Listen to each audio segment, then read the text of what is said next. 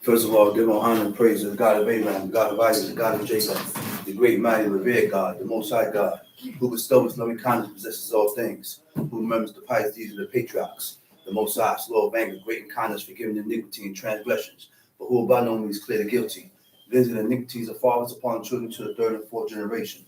The Most High's work is perfect, for all his ways of justice, the God of faithfulness, and without iniquity, just and right is he. Giving due respect and honor to a head in Israel, chief Eleazar, to the chief men, princes, brothers and sisters, mother in Israel. I see unto you the tongue of my forefathers. Shabbat shalom. Shabbat shalom. This is something that has to be done continuously.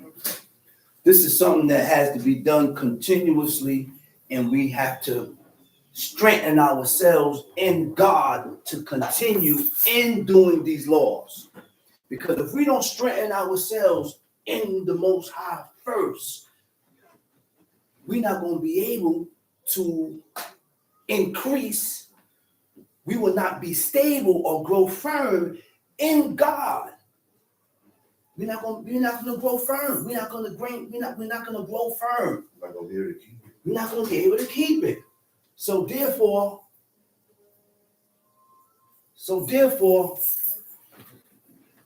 answer that. So therefore, we have to do the things that would cause us to strengthen ourselves in the Creator, in the Most High. Now, the Most High gave us laws, commandments, and statutes. God gave us laws, commandments, and statutes. And these laws, commandments, and statutes that God gave us is what teaches us how not to corrupt ourselves. So now one thing we got to realize, to corrupt, when God didn't like nothing corrupt.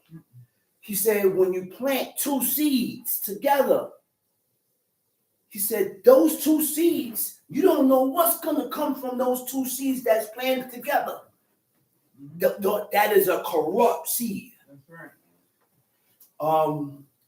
God gave us laws on material. He said we can't mix two fibers. Okay? All these laws that God gave us was laws and commandments and statutes on not. So now, when we corrupt ourselves, our spirit becomes corrupt. That's right. I don't know if you're corrupt, and you don't know, you can't see the corruptness. God can see it. That's right. God can see it, because the violation of the laws of God, which is iniquity, is only caused and violated because of pride.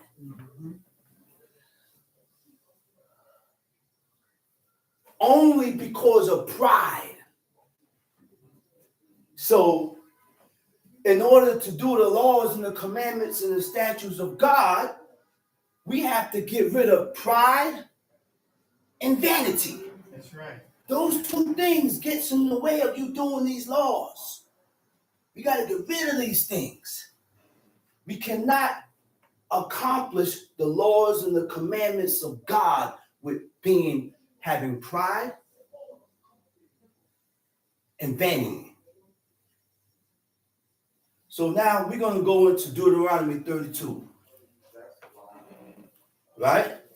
So he said, give ear.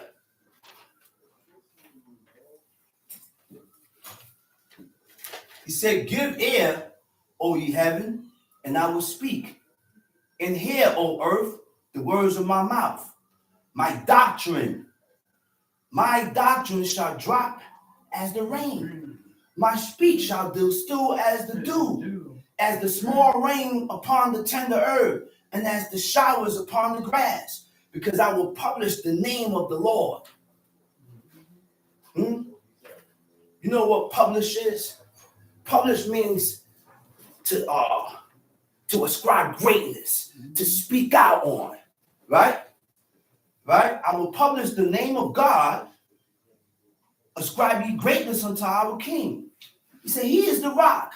His work is perfect. Everything that God did is perfect. Everything that God did was perfect. Everything that he did was perfect. When he created the earth, he was perfect in creating the earth and the heavens and the sun and the moon and everything that is therein. He was perfect when he created Adam. And he created a helpmeet for Adam, which was Eve. Okay? So there was no fault or blemish in God's creation. No. There was nothing wrong with these laws, in his commandments, with his statutes. Everything that came out from the mouth of God was 100% perfect, upright, because we're dealing with an upright God. That's right. So whatever we read in this book that God has ordained for us is upright. Why we don't agree with what we read is because we are not upright. We are not upright.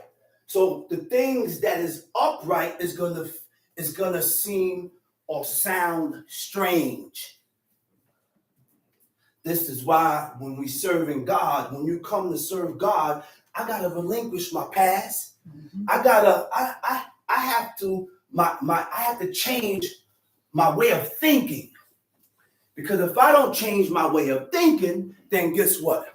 I'm not going to accept what I read. I'm not going to accept what I read because my way of thinking is warped. There's something called forward thoughts. And again, I say this mostly every week. Every week, I mention it because forward thoughts separates from God. That's what forward thoughts is. Forward thoughts are thoughts that are against what God says. You have thoughts that is contrary to what you read in the book. And that's deadly. That's deadly. Because there's no way I'm going to increase. There's no way I'm going to increase or elevate, or there's no way that God is going to elevate me with me having forward thoughts. With me having thoughts that is contrary from what we read. That's it. Right? So now it says, he said, he is the rock. His work is perfect, for all his ways are judgment. A God of truth. A God of truth. And without iniquity. And the word for that word iniquity is awel. Means injustice. There's nothing that God do is unjust. There's nothing that God do is unjust. Everything, all right, without injustice, just and right is he. Right? He said they have corrupted themselves. And the word for corrupt is shichet. Shichet. Shichet means corrupt, ruin, or mar. Right? When we corrupt ourselves, we alter. We alter. Alter means to change. We change from the originality in correct form. The originality in correct form is what the standards that we read in the book. The standards that God said. See, one thing we need to realize is that this is why these words have an effect on your spirit. Because all these laws that we read in this book here came straight out of the mouth of God. This did not come out of no man's mouth. Right. Okay? This came straight out of the mouth of God. From God's mouth, Moses wrote it. Because he stayed in that mountain for 40 days and 40 nights. 40 days and 40 nights. And the people distrusted God.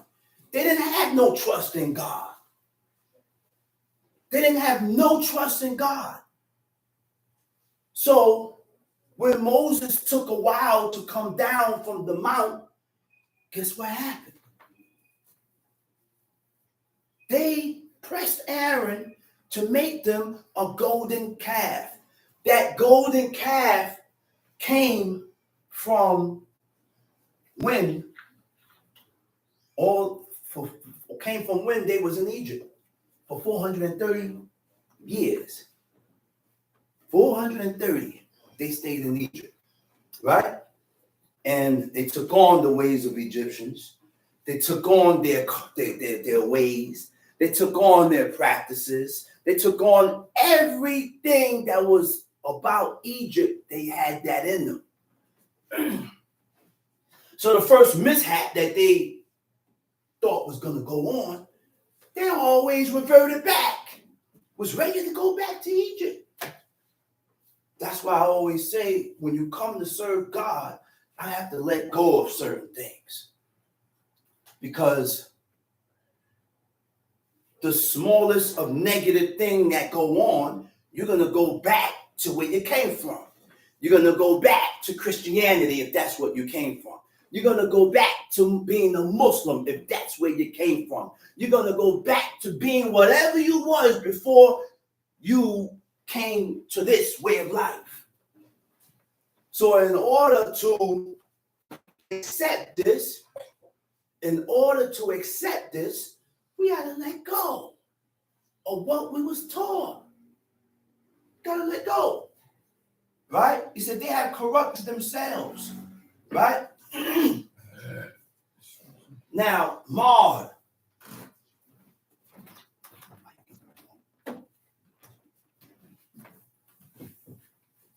Marred.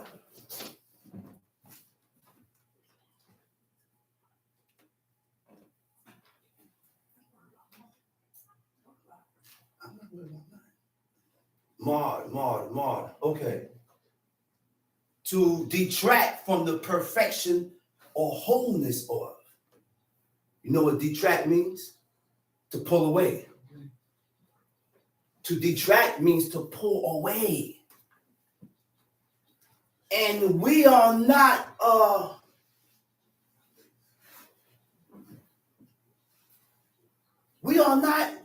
governing ourselves enough, because we don't even acknowledge when your spirit is being pulled away from God. Your spirit.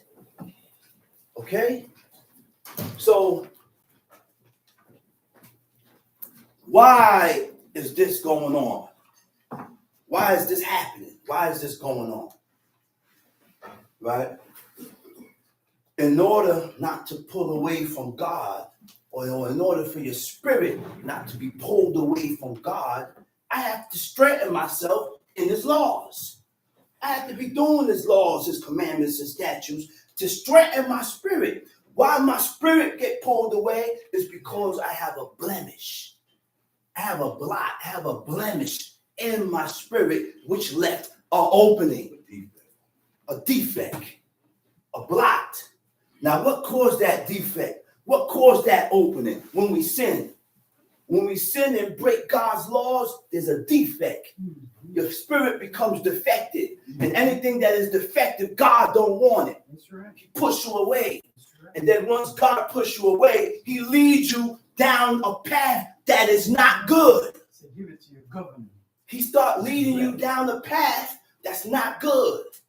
He leads you down a road that's not of God. And you start doing things that's not right by God.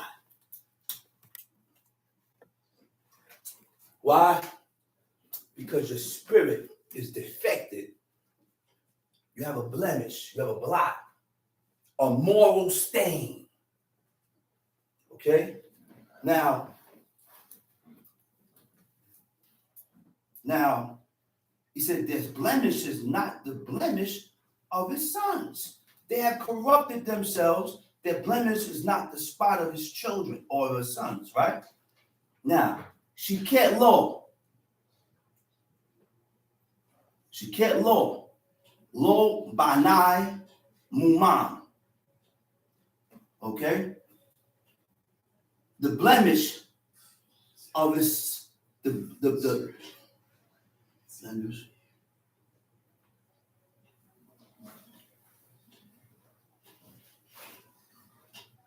Okay, it said, do ye thus requite the Lord, O foolish people and unwise? Is not he thy father that hath brought thee? Hath he not made thee and established thee? Of course. Of course. Now, you know the only fruit that hasn't been altered or corrupted or changed is the pomegranate. The pomegranate. Pomegranate fruit, right? And it's somewhat compared. I like this writing here. It says somewhat compared unto the laws of God, the pomegranate. Don't change. Right? He said, the more you eat, the more intricate layers are revealed. The more you eat it, there's another layer that's peeled back that you got to eat. You eat the seed is here, then you have a layer that separates the fruit. Those are called levels. There's levels in righteousness. You eat, you peel that letter, now you're stepping in. You eat, peel that until you reach to the core, there ain't no more. Then that's the height. Okay? And how do we accomplish this? By reading and doing. By reading and fulfilling the commandments and the statutes of the living God. We cannot read with no actions. We can't read with no actions. You read, you got to put it forth to action. You got to do something about it. Read and do. What's the sense of reading if you ain't gonna put it to use? Okay? I said, like the Torah, it can never be corrupted. The laws of God is never corrupted. The laws of God, you're not gonna find a blemish or a defect in the laws and the commandments of God, because these laws came directly out of God's mouth. And God is perfect and upright in whatsoever he do. He said it is the only fruit that man can never cultivate, a seedless variation of, because without seed there is no fruit. You need that seed to keep growing the pomegranate. He said, though the evil seed was sown in the heart of Adam from the beginning, when he ate of the fruit of the tree of knowledge of good and evil. So yes, we do have evil in us. We have both sides in us. We have evil and we have good. Not because a man read and congregate and do Lord means he's not going to do no evil, because no, I ain't perfect. There's going to come a time, because guess what's weak? My flesh is weak. Our flesh is weak. And in order to strengthen our flesh, we have to strengthen ourselves in God. So there comes a time when we become weak. There comes a time when we become weak and we lean towards iniquity. But guess what? The object of the game is not to remain there. The object of the game is to pull back. Pull back, recognize your fault with God first. Right. Not with you. Not with man. Not with man. That's right. And not with woman. That's right. But I confess my fault with God first. Okay? With God first. And guess what? Being a man, guess what? There's nowhere in the book where a man can offend their children. And the men didn't, no way, that didn't happen. Those are things, there's no things that we didn't read in the book. And if I offend a woman in a way that is not accepted of God, God said kill him. Like as far, what are some of the offenses that a man can offend a woman in? It was only a few. And the only thing that I can acknowledge is what I read in the book. One of the offenses, if a man catch a woman in the field that is betrothed to another man, and he lay hold on her and he lied with her. She cried out, but she wasn't heard. She said her life shall be spared, but he got to be killed. Because we didn't lie or have sex with married women and women that are betrothed. Okay? Another offense that how you can offend a woman is when a man refused to for his dead brother. The wife or the husband shall loose his shoe, spit in his face. See, that's what you really know. the house of the barefoot, or the house of the man that had his shoe loose. Another way of offending a woman that I read in the book is that when a man goes in or has sex with a woman, took her virginity, and he bring up a false report on that woman and said that she wasn't a virgin, then that man got to pay a certain amount of shekels to the father, and he can't divorce her all his days. He can't divorce her. That's how important it is not to deflower a virgin.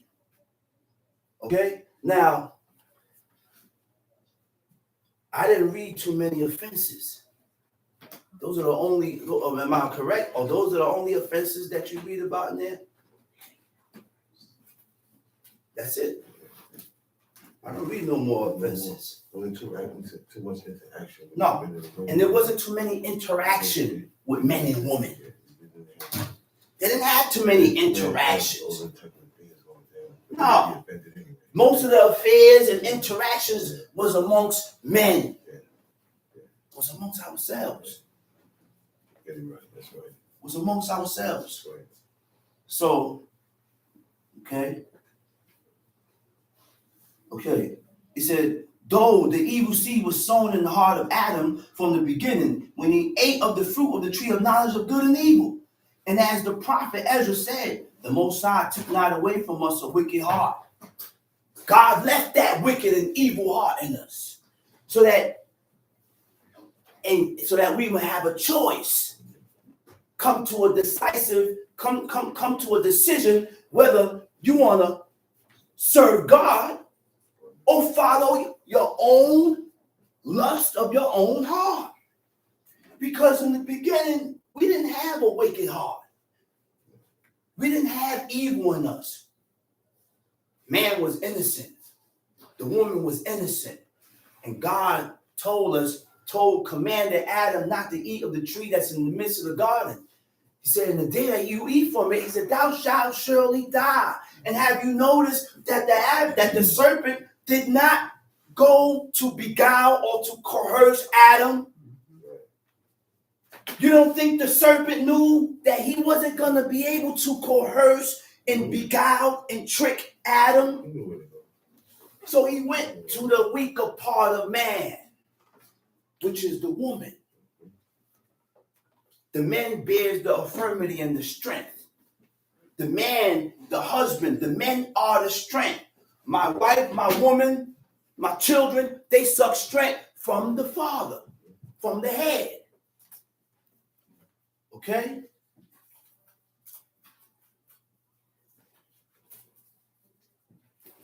His law might bring forth in it the seed of good, which is the law, must be sown in us in order that it might bring forth its fruit. The fear of the Lord, the beginning of wisdom. The fear of God is the beginning of wisdom. And you know what? I read all this inside the book. That's why it's substantiated and it stands. Everything that I read here is from the book. The fear of God is the beginning of wisdom. You didn't even scratch the surface, which means there's even levels in wisdom. The beginning of wisdom is when you begin to fear God. Okay? And wisdom maketh men friends of God. Therefore, he planted its seed in the seed of his friend Abraham. Abraham was a faithful man. Abraham was a very faithful man, so faithful that God chose him out of all his family. And that was the only man at that point in time that God saw fit to reveal himself to, was Abraham.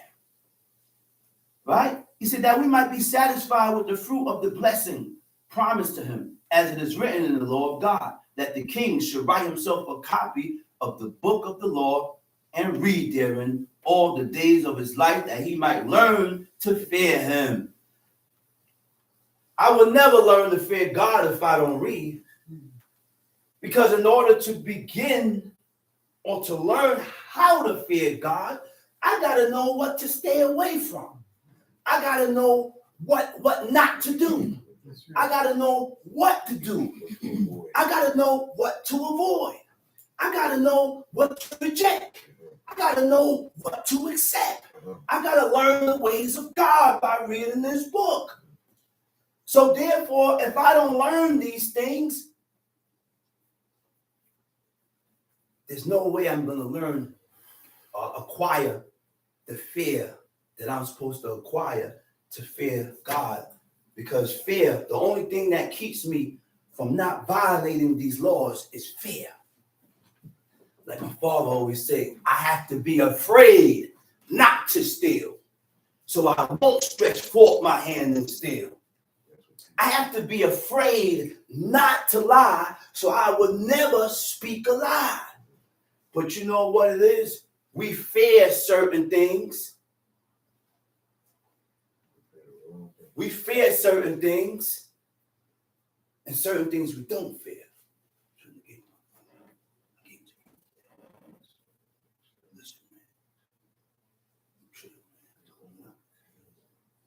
So it is of the.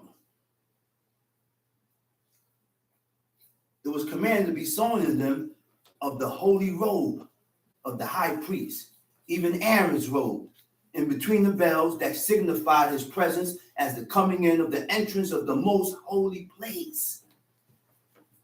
When Aaron went in and out of the holy place, the Most High gave him a command and told him to wear a pomegranate in the bell. Now, why did he wear, or why did he have to put on the pomegranate in the bell?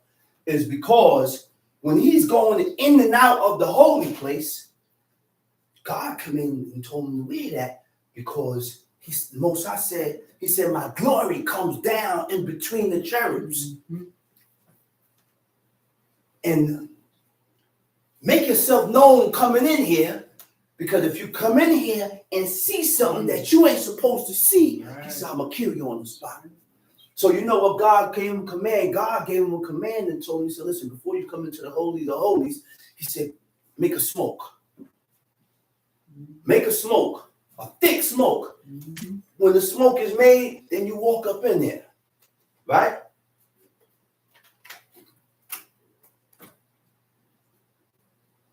He said, after the work of the pattern that was shown unto Moses in the mount of God, dangling round about the feet of his chief minister, as to encompass every step he took, as a symbol of the fruit of his law, that keepeth the feet of his saints. You don't think God got men that he has ordained and look at as saints? You don't think God look at certain men as saints, as elected, as chosen? There are men that God has chosen and took to himself. Yes. There are women that's been chosen and elected because they followed They followed who? Their husbands. They followed their man that showed them who God was.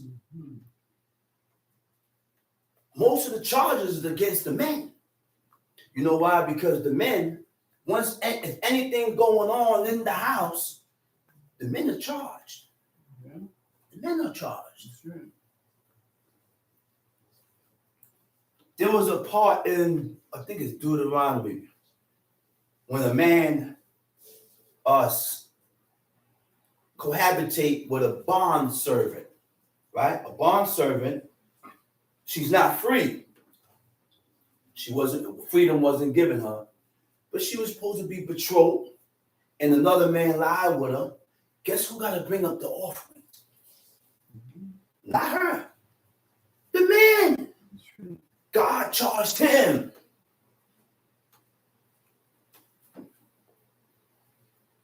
He said, even wisdom nestled in between the pleasant sounding bells to remind us that we too must be circumspect.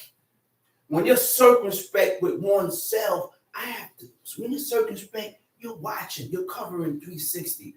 I'm watching every way. I'm on point with everything, right? I'm on point with myself. Being on point with myself, making sure that I don't violate God. Okay? Walking in the fear of the Most High as we enter the holiness of his covenant. Should we be found worthy to receive the blessing of such fruit? And this is the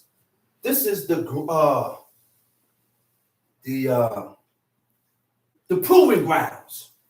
We have to find ourselves worthy of God in order for God to accept us. If we don't follow God's commandments, then we're not going to be worthy to be chosen by the Creator. We got to follow these laws, man. Walk in these laws. Apply these laws to one's lifestyle. He said, as the blood of the pomegranate does stain the garment, though it be washed, yet its color remains still, as Moses spake, saying. Right? Neither with you only do I make this covenant and this oath, but with him that standeth here with us this day before the Lord, our God, and also with him that is not here with us this day, transcending generations, though we had been washed away from our land to be exiled among the nations, so the blood of the covenant of the Most High, our God that Moses did sprinkle upon the sons of Israel remain upon his people still until this day. So all right. So he said, wait, let's go to Deuteronomy 17.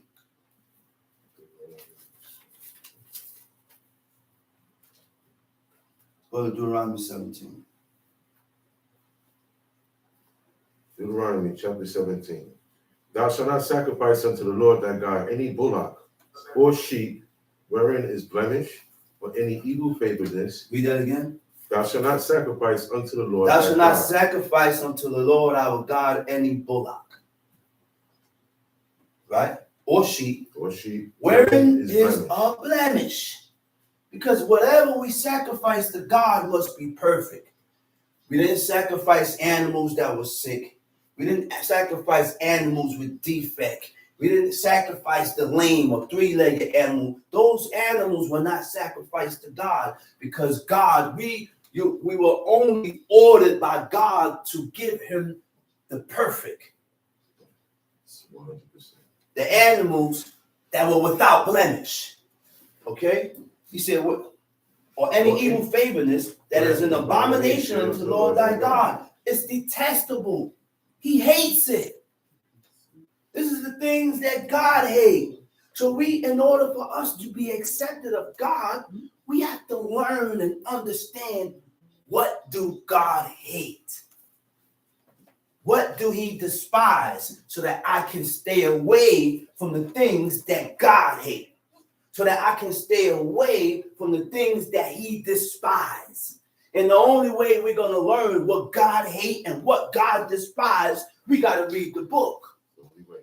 The book shows us and tells us what is hated of God, what is despised of God. Okay? So if there be found among you, within any of thy gates, within any of thy gates, which the Lord thy God giveth man you, or woman, that have worked wickedness in the sight of the Lord thy God, wickedness in the sight of the Lord thy God. What is wickedness? in transgressing his covenant. What is wickedness? We have to read the book so that we can learn what is wickedness. Because your terminology of wickedness is not based on what God said is wickedness. Because some people look at certain things and say the person is wrong, but God never said he's wrong. So if God never said he's wrong, then he ain't wrong. And I don't want to hear it. I really don't. Don't tell me something that God never said was wrong, or he never rejected, or abhorred, or hated. If a man or a woman has done such, and it ain't in violation of the commandments and the laws of God, then that person ain't wrong. Right. Then you ain't wrong. Maybe he may be wrong in your eyes, which he ain't supposed to be. He ain't supposed to be wrong in your eyes or my eyes, because he ain't wrong in God's eyes. So why is he wrong in my eyes? I have to base. That's why I gotta go back now. This is why we have to change our train of thought. We have to change our train of thought. And that's not an easy job. Because we are stuck on our own ways. You know, people are stubborn, you know. Man and woman are stubborn when it comes to God. Yeah. We stubborn up with God, man. Yeah, that's right. We stubborn up with God. Yeah. Okay? And I don't want to hear nobody telling me nothing that's wrong that God never said is wrong.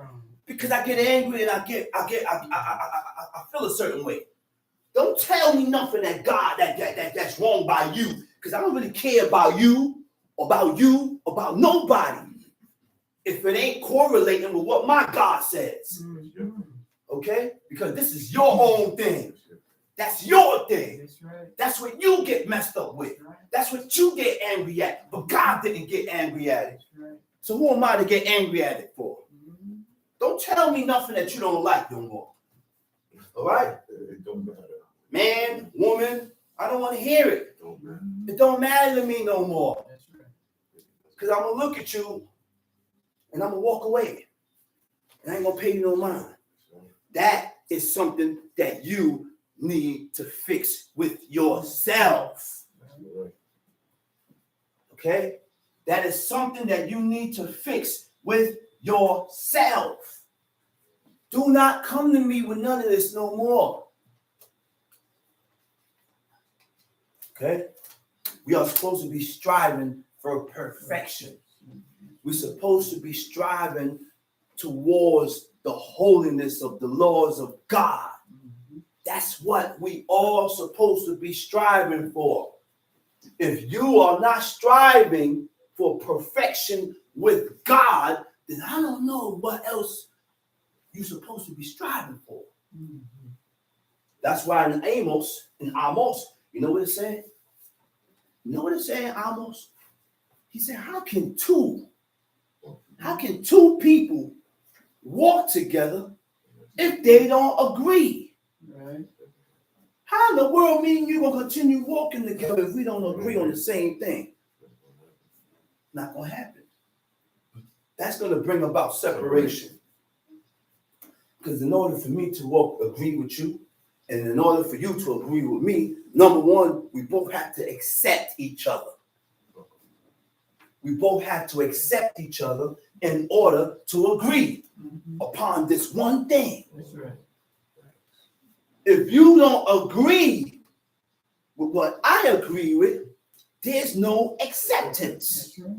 You can't accept. You ain't going to accept. All right? Go ahead, read. Verse 3. And have gone and served other gods. Gone and served other gods.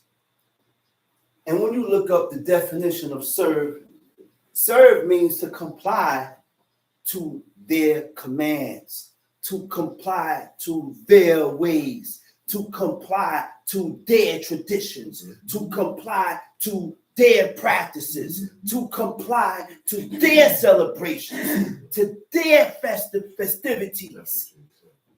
You see how important it is to change your train of thought towards what God accepts? Because if I continue thinking in this fashion, or having thoughts on this fashion, this is my outlook on this situation. This is how I see things. Okay? Yes, this is a brainwash. That's why God gave us a command and said to read it over and over, hoping that it will have an effect on your spirit and change your way of thought towards certain things. But we stubborn up against God. Nope, not me. I'm not going to accept that. Not me. Oh, no, not me. I can't accept that. Oh, I don't care. You can say God said it all you want. Not me. Because you don't believe the God that you're reading about. That's right. That's why you don't accept it. You yourself don't believe what you're reading about here. It's true. You yourself don't believe that this God, You're right. yo, man, You're right. what's wrong with people, man? You're right. What is wrong with people?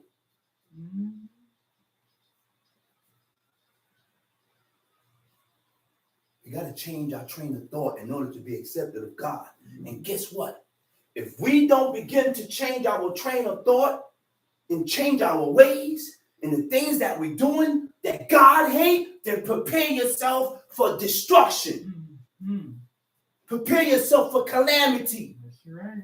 Prepare yourself for destruction, calamity, ruins. Prepare yourself for that. And then when it goes down, then ask yourself why this is happening to me. You answer your own question. Answer your own question, man. Things don't happen in people's lives just for no reason. Okay. You know they have a law of ignorance. Okay.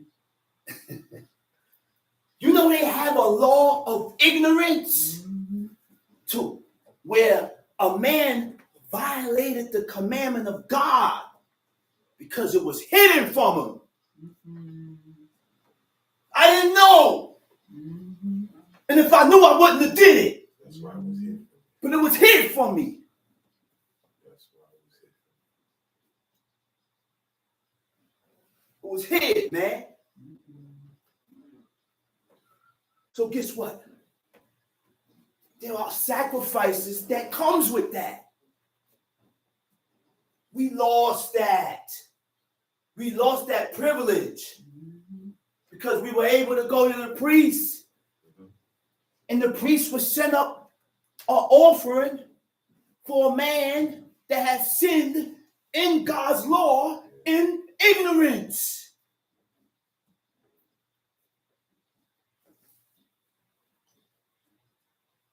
Which means you didn't know. Because if I knew, I wouldn't have did it. I wouldn't have went through with it. Read. And have gone and served other gods. And have gone and served other gods. And worshipped them. Worshiped them. Either the sun. When we was on, either what? Either the sun. Why do we have people look at the sun as God? And we just read here when God said that we have went aside from him to serve other gods and worship them. The first one was the sun. And you know, people really look at the sun as God, man. But if you believe in the creations of God, you will see that there is intellect. You will see that there's a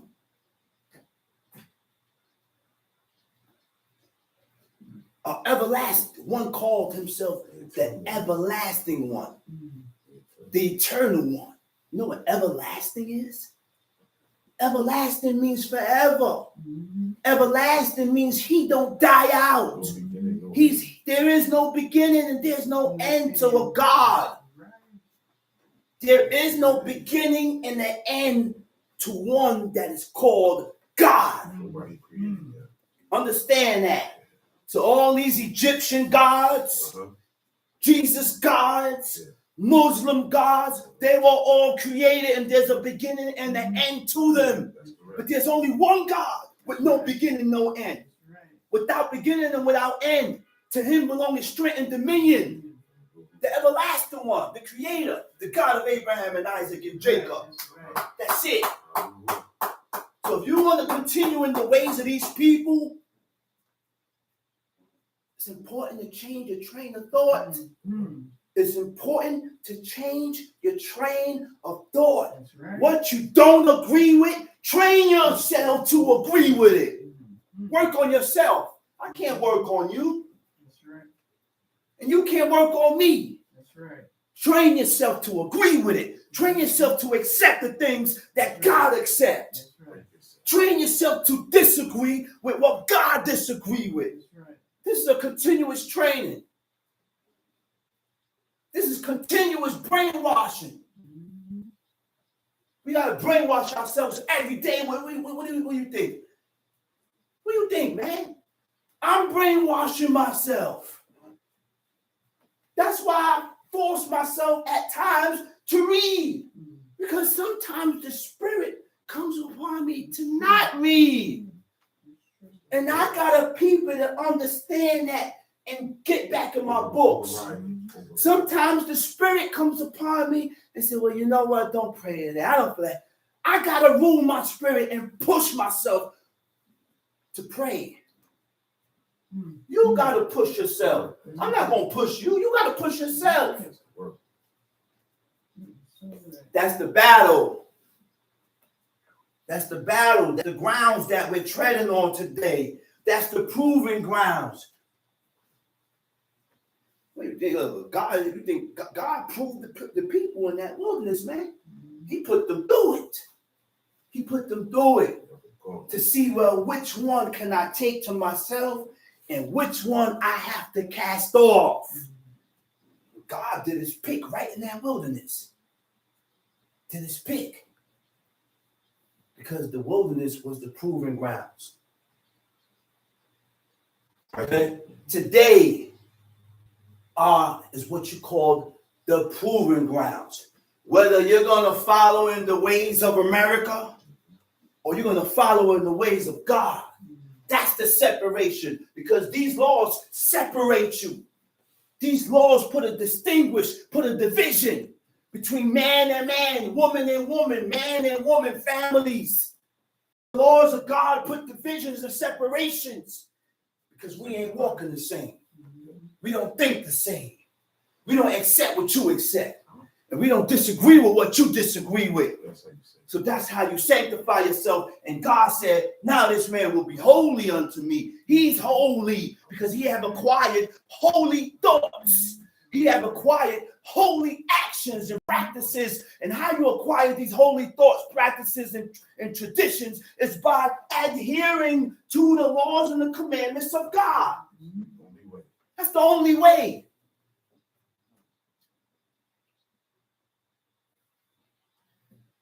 And certain things we need to denounce and speak on. That's right. Say it, declare, make declarations. That's right.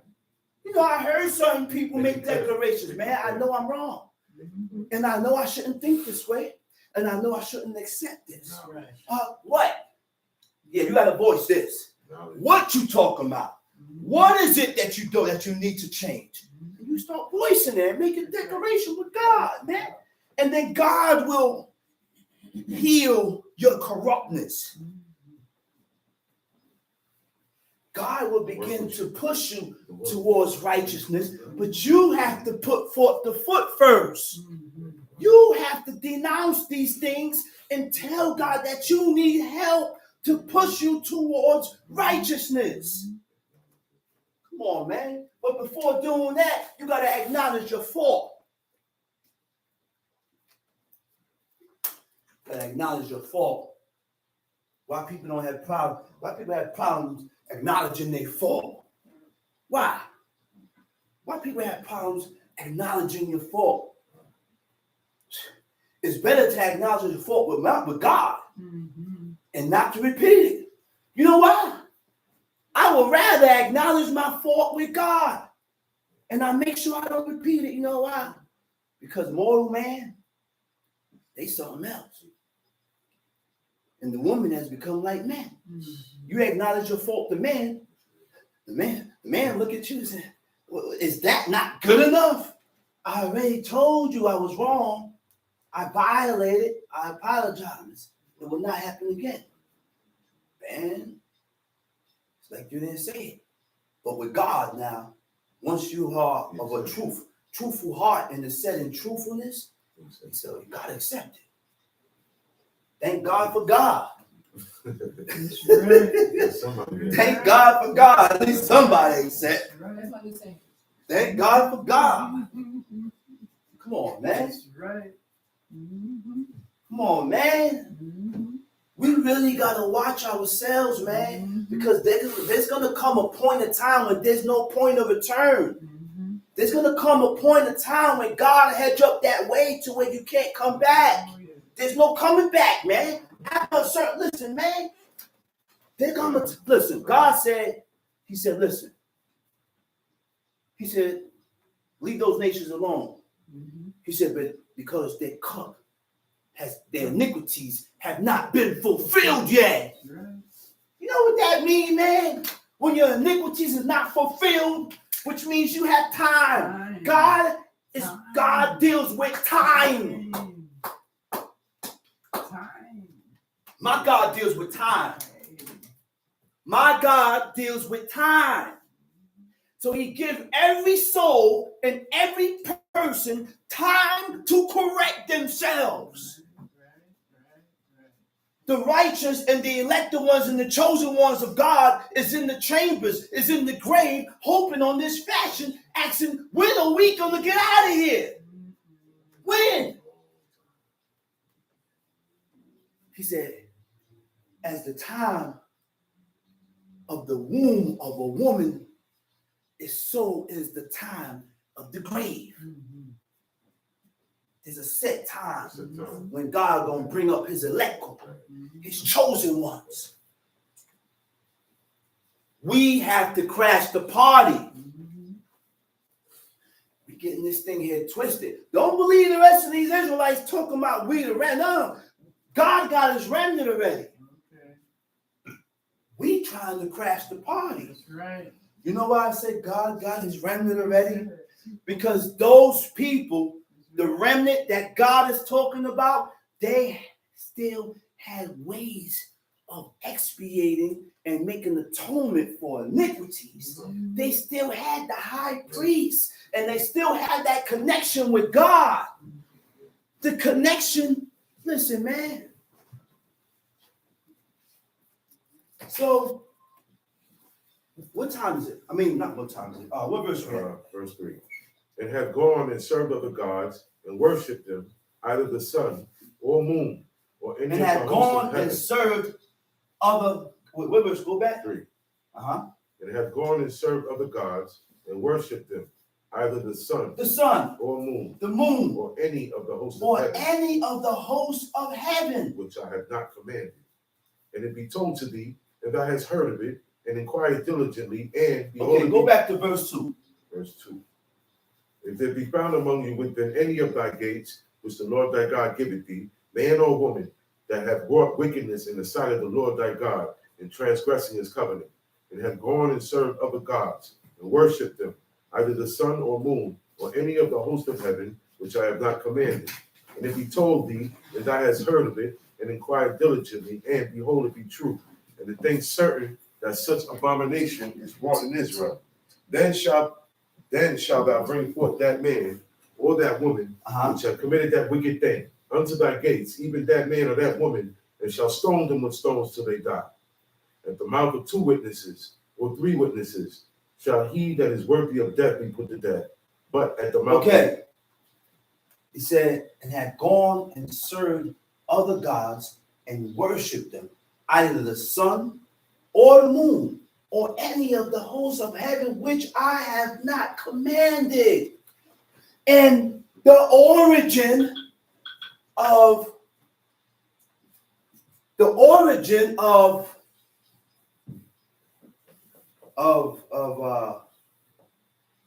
all these deities and idols, it all stem from astrology. Yeah. It all stemmed from astrology. It all stemmed from astrology. Sun, moon, stars, all stem from astrology. God said, when you look up in the heavens and see the sun, moon, and stars, he said, don't be astonished at it. There was a point in time in this life, in my life, when I looked up in that sky, the moon looked bigger than usual. It was a full moon. It was huge. I said, wow. I said, look at that, man. Look at that, man. Look at that, man. That right there should give you more incentive towards God, because that's the God we serve is who made that moon. That's right. That's right. Yo, man, Yeah. And I don't know who we think we're playing with, man. But if we don't push towards these laws, man, we can look for utter destruction. We can look for pit, frustration, ruins, corrupt, anything. And don't ask why. Because you did it to yourself. You did it to yourself. Right? He said, we'll try to commend it not. Verse 4. And it be told thee, and thou hast heard of it, and it be told thee, and thou hast heard of it, which means someone came to you and told you. Someone came to you and told you what you're doing is wrong. But you know the difference between these people and these people now? You can't tell nobody they're wrong. They get offensive. They get offensive. Anything. But the man in the book accepted rebuke. Not today. Rebuke, not criticism. Oh boy. Yo, let me holler at you. This and this and this and this, then man, you did wrong, blah, blah, you shouldn't be doing that. And you know what? 9 times out of 10, when you come like that, I ain't got, the person shouldn't have no choice. Pipe down and accept your fault. That's right. Because guess what, man? That's what makes you a better person with God. Now this man is able to serve God. This man or that person that can accept rebuke has the ability to serve and the potential to serve God. Got the qualities, man. Those are part of the qualities of a person that's able to serve God. Time sheet. And thou hast heard of it and inquired diligently. Now, you heard of it. It's not my job to agree with it. Yeah, I heard of it. I hear what you're telling me.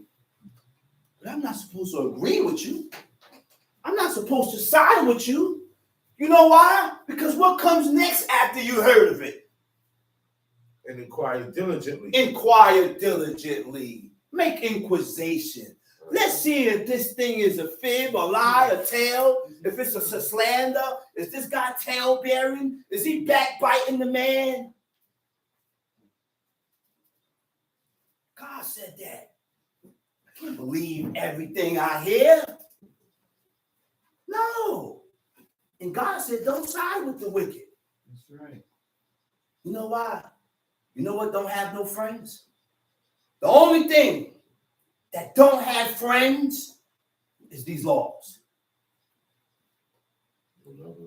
No lover, no friends, no associates, no companions. You know why? Because once you violate the law, the penalty comes. And there is no partiality when you violate it. None. None. So guess what? The first thing we need to look at is ourself. Self-preservation. Self-analyzation. Analyze self. The book says think 7 times before you think, before you say something. Think 7 times before you make a move. Think. Look, he said think. He said go for counsel before war. All these things is in the book. Because I don't want to do nothing. That's gonna make me look. I'm gonna be wrong in the eyes of God. That's true. I'm gonna be wrong in the eyes of God, not the eyes of man. Wrong in the eyes of God. That's what counts. Because yes, I can violate you, but the first person I violate is God. That's right. That's who I violated first. Violate God first because He gave us a way to walk, a way to move, gave us laws, commandments, and statutes, a way to think.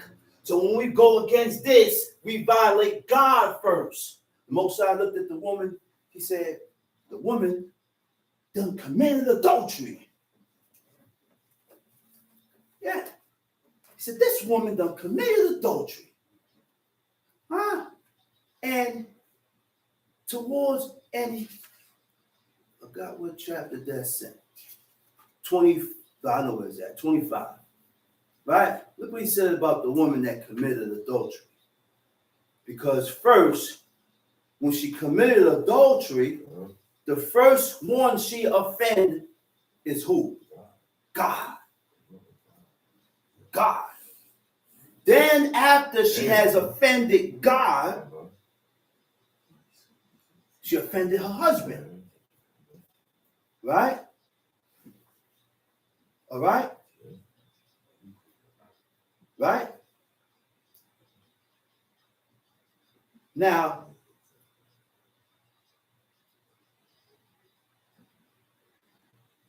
he said the child that comes from that is what? Bastard. A bastard. It will not bear root. A child that's born from an evil bed will not bear root. Will not bear root. Right? Let me read this here. Right? Oh. I'm trying to find this part here. Boom. No, go ahead, Tomshi. I'll find it later. And it be told thee, and thou hast heard of it, and inquired diligently, and behold, it be true. And the thing certain that such abomination I found it. All right. It said, all bread is sweet to a whoremonger. Everything. You know what? All bread is sweet to a whoremonger. And that's a battle within each and every man. Not to look at every woman wanting to go into them. Because most of the time when we look at a woman, it's not to have them for a wife. I don't want this woman to be my wife. I just want to go into her. The lust that I have in me increased, and I just want to go into her. That's it. He said, all bread is sweet to a whoremonger. He said, right? He will not leave off till he die. A whoremonger will never stop. How else will you know if you're a whoremonger or not? If you can refrain yourself from sleeping around with women that's not your wife. Right. This is not my woman. Why do I desire just to go into her? Okay? He said, a man that breaketh wedlock. What is wedlock? Marriage. What does it mean when a man break wedlock? divorce. You know. A man that breaks wedlock, right? When a man divorce and break wedlock, saying thus in his heart, who seeth me? I am compassed about with darkness. The walls cover me, and nobody seeth me. What need I to fear? The Most High will not remember my sins. And that's the mentality of the wicked. That's the mentality of the wicked. We do things not acknowledging and noticing that God is watching you. When we do and accomplish certain things, when we do certain things that is against God, right? He said he knew all things ere ever they were created. Before it was created, he knew it, right? So also after they were perfected, he looked upon them all. After God's creation, he sat back upon his throne and looked at his creation, and everything was created in perfection. God created the sun, moon, and the stars. God put the space, the firmament between the heavens to separate the waters from above and beneath. God caused the grass to grow, and then after created the sun. Right. So all the photosynthesis and the greenhouse effect, forget about that. Why do you think God did it like that? Because there was going to be people today to say that science was in the creation when it wasn't. When it wasn't. Because the grass and every herb bearing seed grew first. Before, then, after that, the sun came.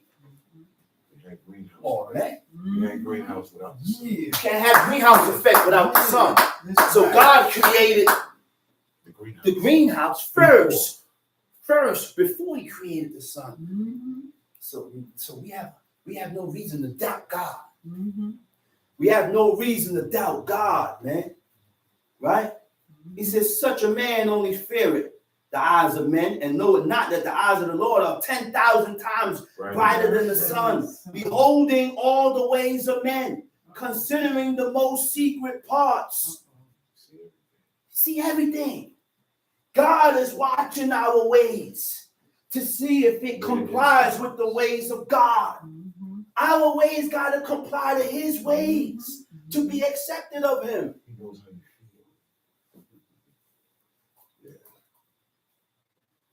He said, thus shall it go with the wife that leaveth her husband, and bring it in an heir by another. You married to me. You stepped off from me, ran off from me, and cohabitated with another man. He said, now look what God says is going to happen to that woman. He said, for first, she had disobeyed the laws of the Most High. First. Because it's God's laws, whether you accept it or not. Oh, well, he did it, but you can't do what he did. Get that out of your mind. You can't do what he do. That's the problem. Women think they are on the same level with men. Women are not on the same level with men. That's right. I am not on the same level with you. I am elevated and picked up above you. That's right. Yeah, I look at myself that way. That's right. I don't know about no other man, but I know I look at myself that way. That's right. I am elevated and picked up above women. Women are beneath me. They follow me. I lead you. I'm the leader. I lead. Look, I was watching a thing on YouTube. You know what the woman said? The woman said, she said, I don't know about y'all females. She said, but my husband run this. She said, yeah. She said, my husband, my man runs all this. Whatever decision he make, he said, I'm down with that. So another chick came, she said, what if your man says something or he's doing something against his son that the woman don't agree with? So the dude asked her, he said, do you love the way he is? Do you love your husband? She said, yeah. She said, why you married him? Because of the way he is, right? She said, yeah. Then don't expect nothing less. Don't expect that he's going to train your son up the same way that you love and the things with the same Thank you. priorities and priorities and certain things and standards that he have in him. He's going to raise your son in that. So guess what you have to do, woman? You got to trust him. Step back. You have to trust him. That's Trust him and leave that man alone. Let him run the house. Let him run his house. He's doing his job. That's heathens. Those are women that don't know who God is.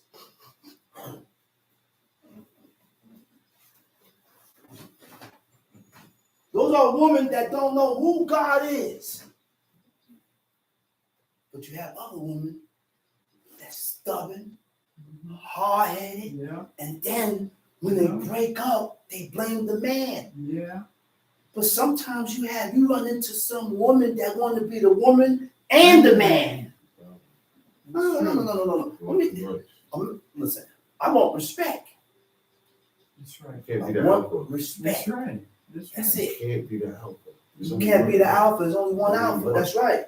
Even And the book teaches us that. Even amongst animals. The book teaches us that. So now let's hear this. He said, secondly, she had trespassed against her husband, against her own husband. Thirdly, she had played the whore in adultery and brought children by another man. Right? She shall be brought out into the congregation, and inquisition shall be made of her children. Her children shall not take root. You know what take root is? It said, and her branches shall bring forth no fruit. She shall leave her memory to be cursed, and her reproach shall be blotted out. And they that remain shall know that there is nothing better than the fear of God. So there is a punishment that comes with this adultery thing. It ain't something light or easy. Go ahead, read. And behold, it be true, and the thing be certain, that such abomination is wrought in Israel. Behold, it be true, and it be certain that certain abomination has been wrought in Israel, has been done in Israel. Because they did the Inquisition. See, one thing about my God, one thing about what I read here, it has to be an Inquisition. I got to find out what's going on. I have to find out what's going on. You know when I don't find out when something is going on? When it's dealing with the outsider. A foreigner, an alien, one that don't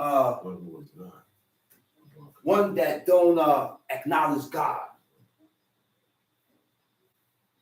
I will chastise or speak to my brother inside. But he ain't never wrong in their eyes. I'm gonna stick with him. Do what I have to do, pull him to the side, just come and yo, you was wrong, blah, blah, blah, blah, blah, blah, blah. That's it. Because that shows disunity. It shows separation.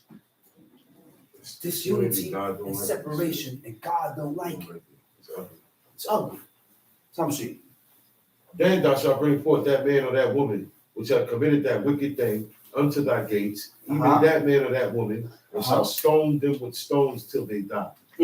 At the mouth of two witnesses. Bring forth that man or that woman and stone them with stones. You know what? That's a horrible death. To kill a person with stones, put them in the pit, and everybody, the whole congregation, the whole nation is throwing stones. It's right. Only right. Okay? That's right. So, to Henry, it said At the mouth of two witnesses or witnesses, three witnesses shall he that is worthy of death be put to death. So, the penalty is not going to go forth until the witnesses is set forth. To declare and set this matter all right, you need two or more witnesses. You don't have two or more witnesses, then there's no matter to be established. Okay, read. But at the mouth of one witness he shall not be put to death. Mm-hmm. The hands of the witness shall be first upon him to put him to death, and afterwards the hands of all the people. So thou shalt put the evil away from among them. Mm-hmm. And if there be a matter too hard to be in judgment, between blood and blood, between plea and plea, between stroke and stroke, being matters of controversy, being matters of controversy, within thy gates, then thou shalt arise and get thee up into the place which the Lord thy God shall choose. Thou shalt come unto the priests, the Levites, unto the judge that shall be in those days, and inquire. They shall show thee the sentence of judgment, and thou shalt do according to the sentence which they of that place which the Lord shall choose shall show thee. And thou shalt observe to do according to all that they inform thee.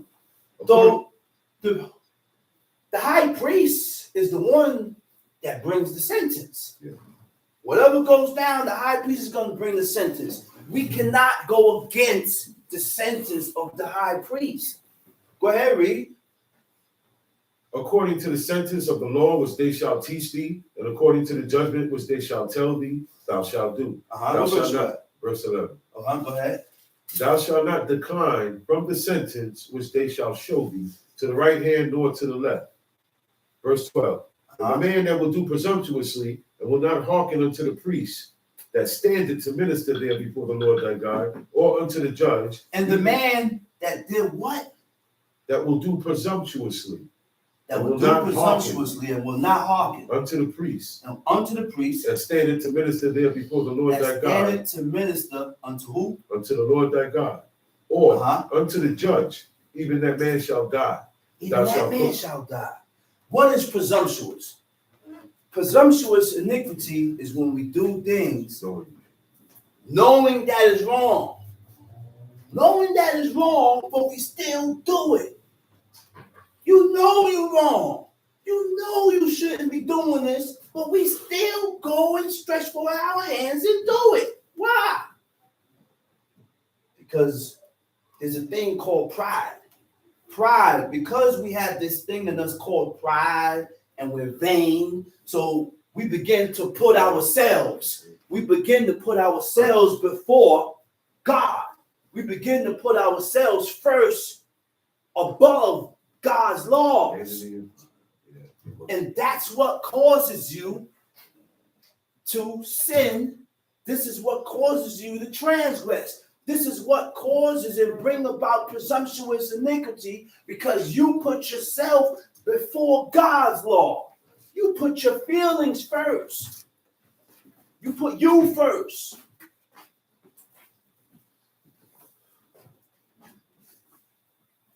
Tom, see? So, and all the people shall hear and fear, and do no more presumptuously. When thou art come into the land which the Lord thy God giveth thee, and thou shalt possess it, and shalt dwell therein, and shalt say, I will set a king over me, like as all the nations that are about. Why these people? Why? And God already knew these people was going to ask for a king. But we had a problem. We had a problem from the beginning. From the time we left Egypt, we always want to follow after the ways and the customs of the nations that we lived amongst. We always want to follow these people. They have a king, now you want a king. We want a king to lead before us just like the nations. No, we had God that came and went before us. God was the best king we had. But they always wanted to pattern themselves after the ways and the customs of the people that we lived amongst. Yeah. We want to be like them. But God gave us these laws and commandments to differentiate us, to make us, to separate us from these people that we live amongst. Go ahead, read. Thou shalt in any wise set him king over thee, whom the Lord thy God shall choose. One from among thy brethren, thou shalt set king over thee. Thou mayest not set a stranger over thee. Thou mayest not set a stranger, right? And you know what the word for stranger is nakri. Nakri is a foreigner, a Gentile, okay? One that is not of Israel descent. At that, and at this point in time, any tribe could have been a king. We could have had a king in any tribe. But the way David did, the way David was with God, he gave that everlasting kingship in Judah and left it there. He was the best king that we had. That was the only king that God looked at and said, man, this guy got a heart like me. You know what that is, to have a heart like unto God? You know what that is, to have to think the same way God thinks? You know what that is? And that's why God dealt with that man like that. He was born with those thoughts. He was born in that fashion. He was born that way. David couldn't be touched. That was the best king we ever had. Prophesies in Numbers 25. That's right. Tamshi. Thou shalt anywise set him king over thee, whom the Lord thy God shall choose. One from among thy brethren shalt thou set king over thee. Thou mayest not set a stranger over thee, which is not thy brother. But he shall not multiply horses to himself, nor cause the people to return to Egypt, to the end that he shall multiply horses. For as much as the Lord has said unto you, ye shall henceforth return no more that way. See, don't cause the people to return and go back. Don't go back to where you left off from. You left that way of life. You left those customs. You left those traditions. You left those ways, all those ways that accumulated and you celebrated and you did in Egypt. You left off from that. He said, don't allow yourself to return the people back there. Again, when you come to serve God, I got to let go of my past. Certain families and relatives, I got to let go. Because not everybody is going to accept you in this fashion. No one is going to accept you this way. If they're not accepting God. In order for your family to accept you in this manner, they got to accept God. To accept you. Now you run into some people that will say, okay, this is how you want to live. Then you go ahead. But majority of the time, they get offended because I am not joining you with your Christmas celebrations. I'm not joining you with your Thanksgiving celebrations. No more will I be taking the children to do trick or treat with costumes on. Trick or treat. You taking the kids trick or treating? No, I ain't taking my kids no trick or treating. For what? Oh, man, you're depriving the kids of their fun. What are you talking about? The child don't miss it until they get into it. I never introduced them to it, so they ain't missing it. They ain't missing nothing that they ain't never had. Oh, they living the boring. No, you're living the boring life. I'm not living no boring life.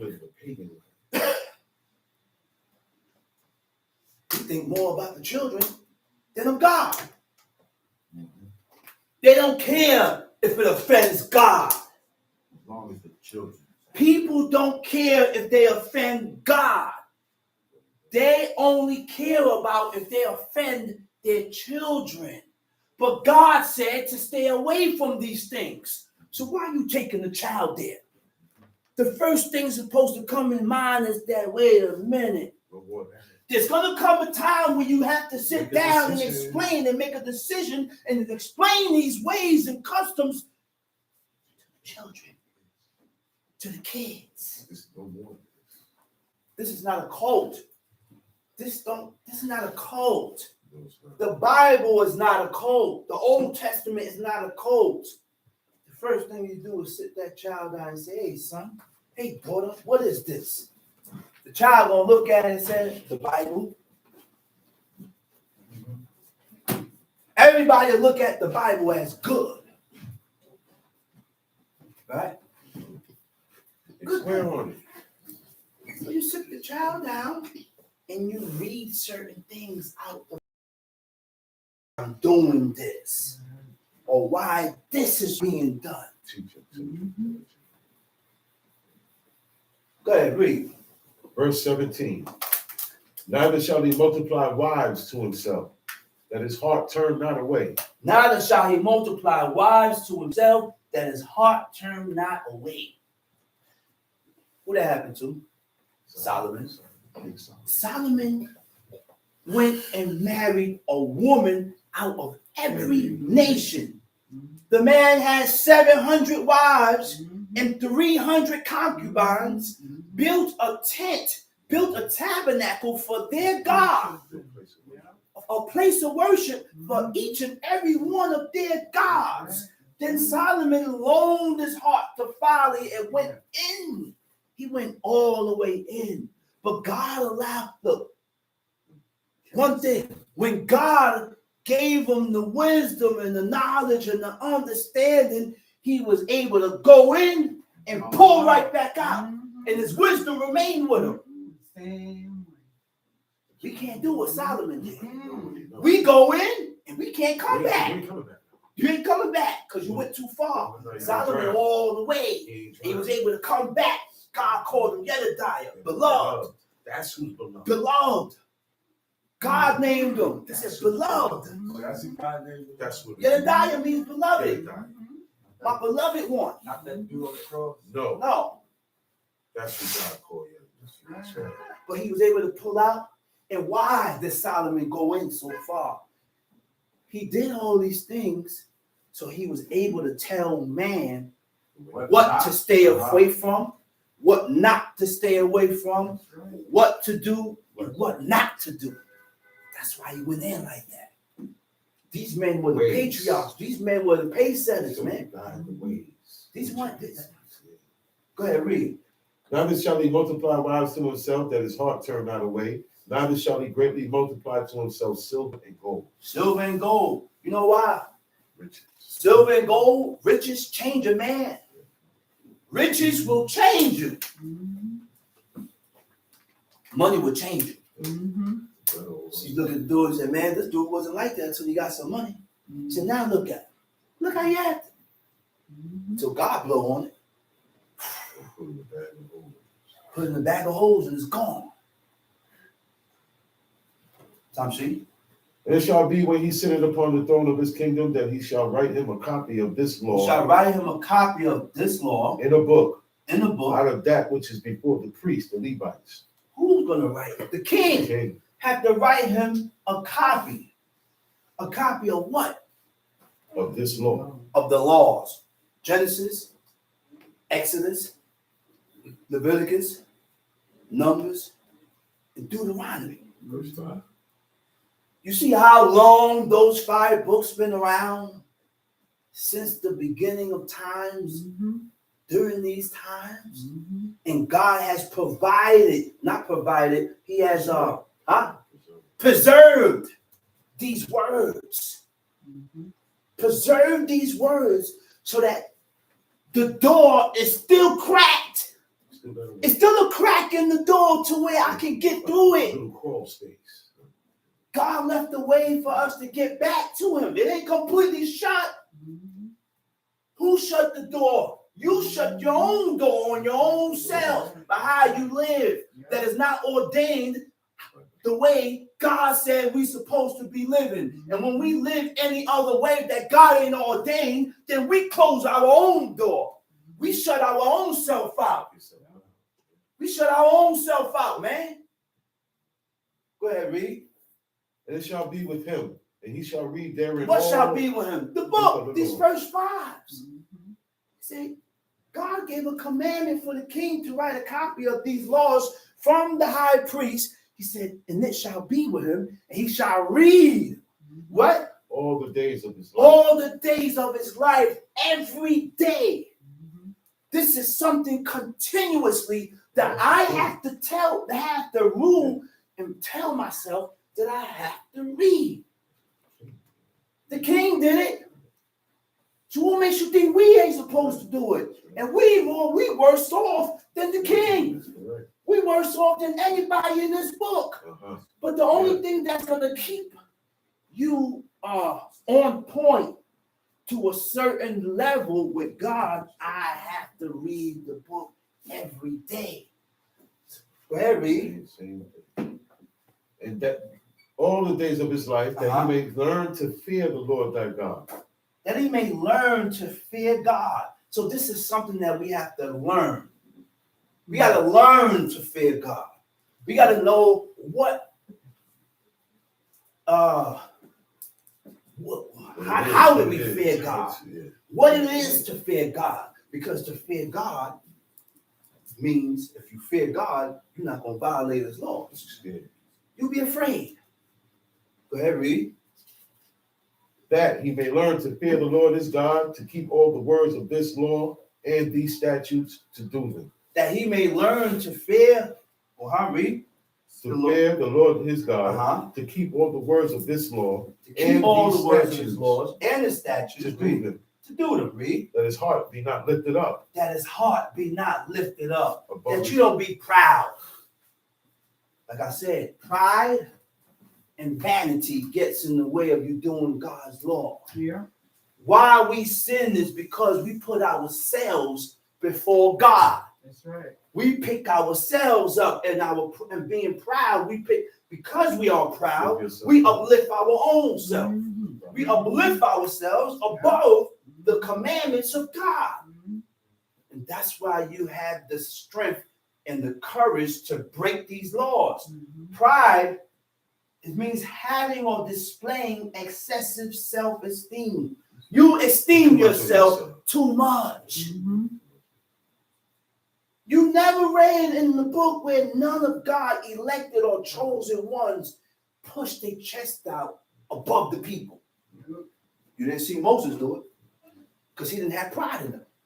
You didn't see Aaron do it because he didn't have pride in him. Joshua didn't do it. He didn't have pride in him. Abraham didn't do it. He didn't have pride in him. Isaac, Jacob, none of these men that we read about exalted themselves Mhm. in pride. True. Right? Another thing, ostentatious display. Right? You know what ostentatious display is? When you always want to single yourself out as the best. Push my chest up. Like, nobody mess with me. Man, you got pride. You got to relinquish that and pipe that down in order to be accepted of God. That's right. Because that is what's getting in the way of you serving God. Mhm. That's right. Okay? Now, display means to show off. Show off. If it wasn't so much people here, you wouldn't be doing this. But now you have a crowd, so you want to show off. Yeah, yeah. Right? Now, go ahead. That his heart be not lifted up above his brethren, Uh-huh. and that he turn not aside from the commandment Uh-huh. to the right hand or to the left, Uh-huh. to the end that he may prolong his days in his kingdom, he and his children in the midst of Israel. Okay. Let's go to Psalms. Go to Psalms 92.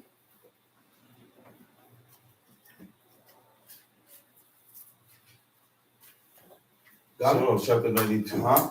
It is a good thing to give thanks unto the Lord and to sing praises unto thy name, O Most High. Ain't nothing wrong with giving thanks to God. That's right.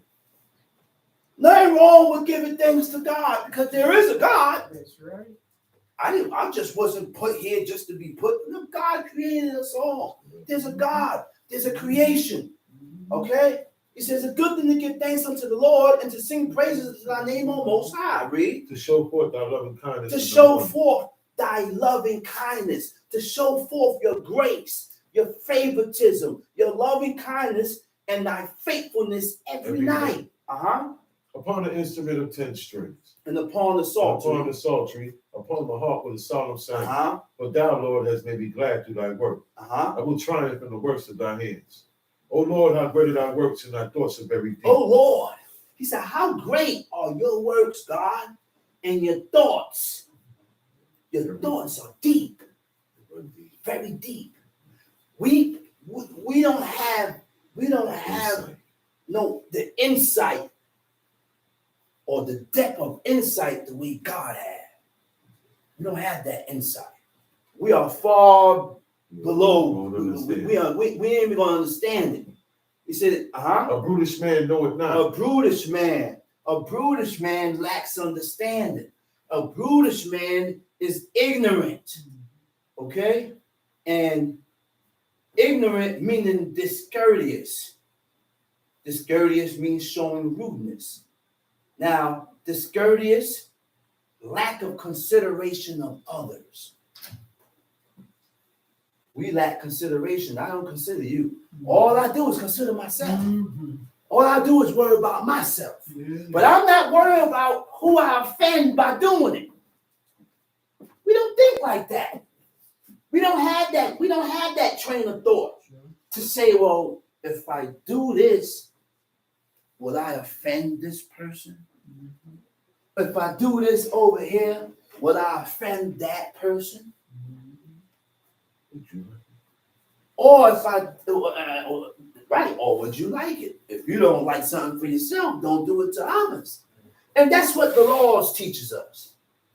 When we read this book, this is what the book teaches us. What we shouldn't do to offend, and what we shouldn't do to offend.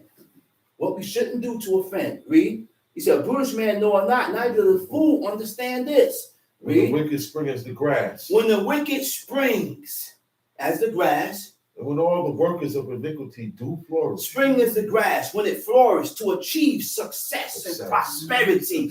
When the wicked achieve success and prosperity, not because the man is a millionaire or a billionaire means he's right, means he's righteous. That don't mean that. Go ahead, read. It is that they shall be destroyed forever. It is that they shall be destroyed forever. You see that? God will give you your reward now. Success, prosperity, enjoy life. Because in the end, when it's time to go, God, you're going to pay it. All you looking for is for destruction. Go ahead, read. But thou, Lord, art most high forevermore. For lo, thine enemies, O Lord, for lo, thine enemies shall perish. All the workers of iniquity shall be scattered. But all the workers of iniquity shall be scattered. In the Hebrew, it means to divide. Right? It means to cause you to disagree. That's what caused the division. Put a separation. The disagreement between wicked people. Divergence is when two things split from one another. Diverge. Put a split. Go ahead. But my horn should I exalt like the horn of a wild ox. I shall be anointed with fresh oil. Mine eye also shall see my desire of my enemies, and my ears shall hear my desire of the wicked that rise up against me. The righteous shall flourish like the palm tree. The righteous shall flourish like the palm tree, shall blossom, right? And when a person blossom, they develop good, attractive, successful qualities. Right? Okay, go ahead. He shall grow like a cedar in Lebanon. Those that be planted in the house of the Lord shall flourish in the courts of our God. Those that be planted in the house of the Lord, right, shall flourish in the courts of our God.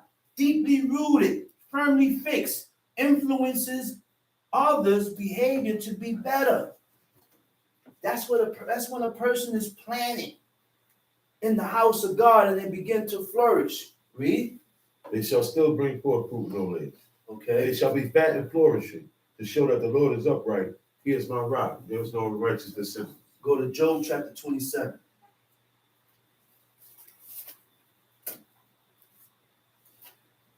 Yeah, you got it? Job chapter 27. Moreover, Job continued his parable and said, as God liveth, who had taken away my judgment, and the Almighty who hath vexed my soul. All the while my breath is in me, and the Spirit of God is in. As God liveth, who had taken away my judgment, right? And the Almighty who had vexed my soul, caused my soul to be bitter, right? Bitter, embittered, angry, or resentful at having been treated unfairly. So you start to develop bitter. You get bitter because most people get bitter with God. Most people get bitter with God, like God did them something wrong. But not Job. Not Job. Job accepted everything that God did. And God did it to him, and he wasn't at fault. He wasn't at fault, but he remained in his integrity with the Creator. His righteousness held him. Go ahead, read. All the while my breath is in me, and the Spirit of God is in my nostrils. My lips shall not speak wickedness. Wait. He said, all the while, my breath is in me.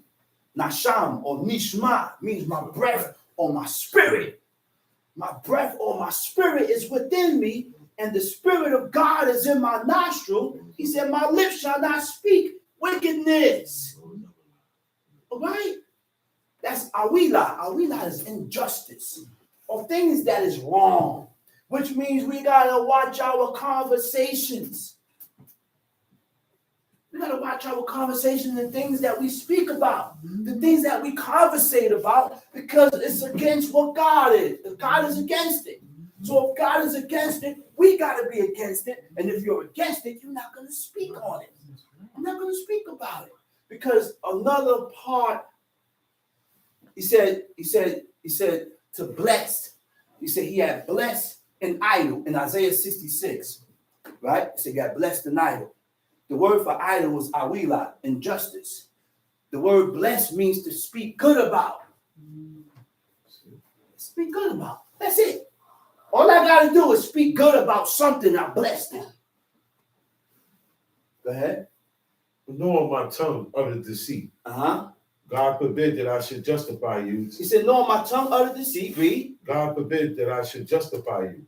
Till I die, I will not remove mine integrity from you. He said, till I die. He said, I will not remove my integrity. Right? I got to head back. It said, my lips shall not speak wickedness, nor my tongue utter deceit. The word for my tongue is higa, means to speak, to read, to meditate. I will not speak deceit. I will not read or meditate on lies. So if I can't figure out the truth in the matter, and I ain't got no witnesses, I gotta leave it alone. I'm not gonna keep this in my mind about you because it hasn't been proven that the person is guilty. So why do I continue to keep this here? I didn't do it. But I still, behind the back of my head, got the scope on. When my actions proves different. Right? He said, God forbid that I should justify you. Till I die, I will not remove my integrity from me. You know what integrity is? Firm adherence to a code. Whose code? God, the code of God. He's steadfast in the code of God, in the ways of God. And that Job stayed upright, remained upright with the Creator. Read. My righteousness I hold fast. I will not let it go. He said, my righteousness I hold fast. Look, Job was an upright man. He was an upright man with God, man.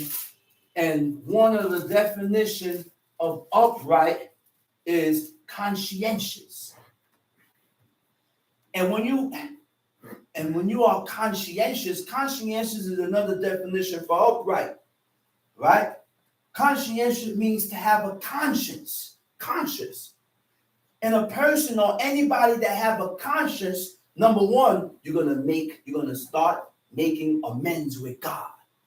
That's who I'm going to start making amends with first. Before I start making amends with man, I'm going to make amends with God first. Which means I'm going to start cleaning up.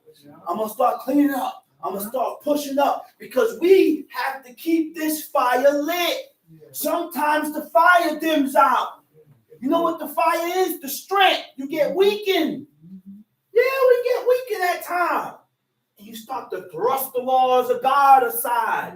But you have to understand that and peep that, hey, time for me to get back on track.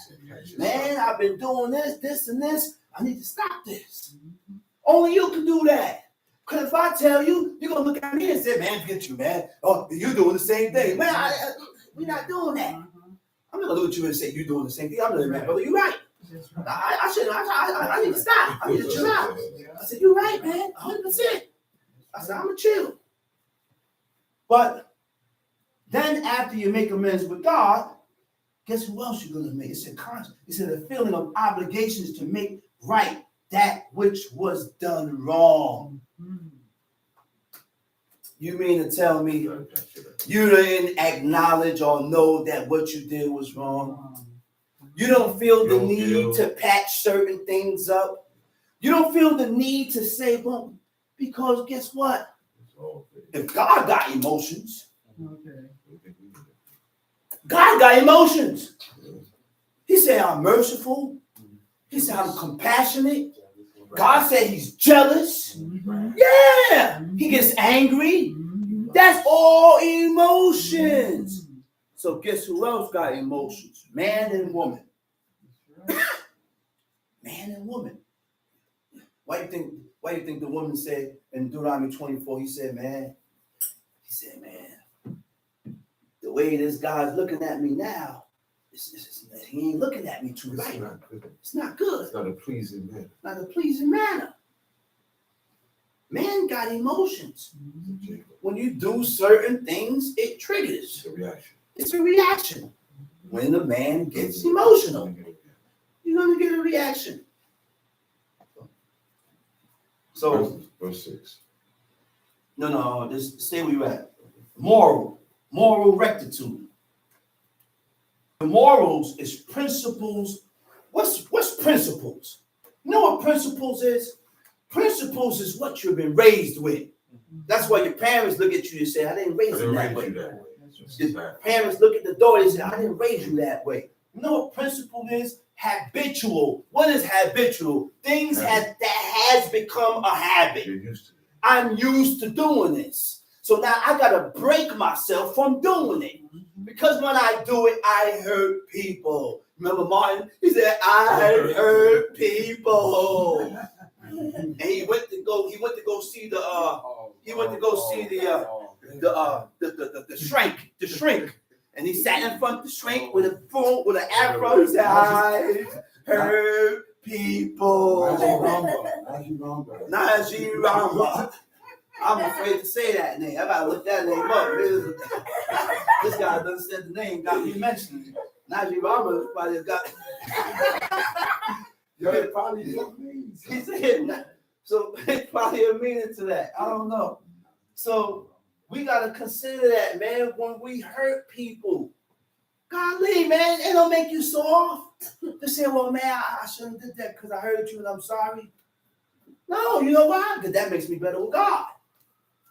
Yeah, that makes me better. He said, habitual devotion to right principles, a rule of code of conduct, the laws of facts of nature. You hear that? That's the laws of God. That's the commandments and the laws of God. So now your principles are supposed to be based on God's laws, commandments, and statutes. That's what we base our principles on this. That's where my morals come from. This is where my principles come from. This is where my character come from. This is where my ways and my behavior come from reading this book. God shows me how I should act. God shows me how I should be. God tells me what I should accept and what I shouldn't accept. Okay? Now, rectitude. Rectitude is being straight, moral integrity, showing honesty and fairness, conforming to agreement with facts. All this Job had under lock. He ain't letting it go. He's not causing or making all these boils and sickness cause me to walk away from God. Nothing that's happening in my life. You know why? That's what he said. Because Job didn't know it was a bet going on. A what? A wager going on in the heavens between the adversary, which is Satan. You know what Satan means? It means to be adverse. To be against. Satan, Shatan, or Satan means the accuser. He accused you before you even did it. Ain't that something? The man accused Job and he didn't even accomplish what the man accused him of. He said, I bet you he gonna do it. I'm telling you he gonna do it, God. He said, do this and this and this to him, and I bet you he do it. I bet you. That's what Satan means, the accuser. So guess what he does now? Before you violate it, he put the thought in your head. He put it in your head and you follow it. Right? It says to act as an adversary. Now, what is an adversary? It means to contend with. That Satan contended with God. Opposed God. Stood as a resist. He resisted God. Okay? To contend means to argue. To resist means to withstand the force. He won't budge. God said A, he said B. You won't budge. All right? He won't yield. Opposes means to be the opposite. There's no way we're going to be one if we're two opposite people. And this is why certain relationships can only go one way. That's true. Say it again, brother. This is why certain relationships can only go one way. Because in order for it to go forward, we have to be on the one mind principle. We can't be opposite. We can't be opposite. We got to be one. Mm-hmm. What causes us to be one is the agreement to the commandments, statutes, and the laws that God gave us to follow. That's what we both must agree to this. Now, guess what? I'm not going to agree with you. You know why? Because it ain't my job to agree with you. It's your job to agree with me. Mm-hmm. I agree with God and you agree with me. That's right. We all love each other. And this is why people don't like this book, because people call it's a male-orientated nation. And you're the male chauvinist. But you want me to pay all the bills, take care of how, do all this, and you ain't gonna hearken and listen to me? You must be crazy. You better, you think you're crazy? That's right. That's right. You out your mind? That's right. I'm the provider. I'm the protector. Mm-hmm.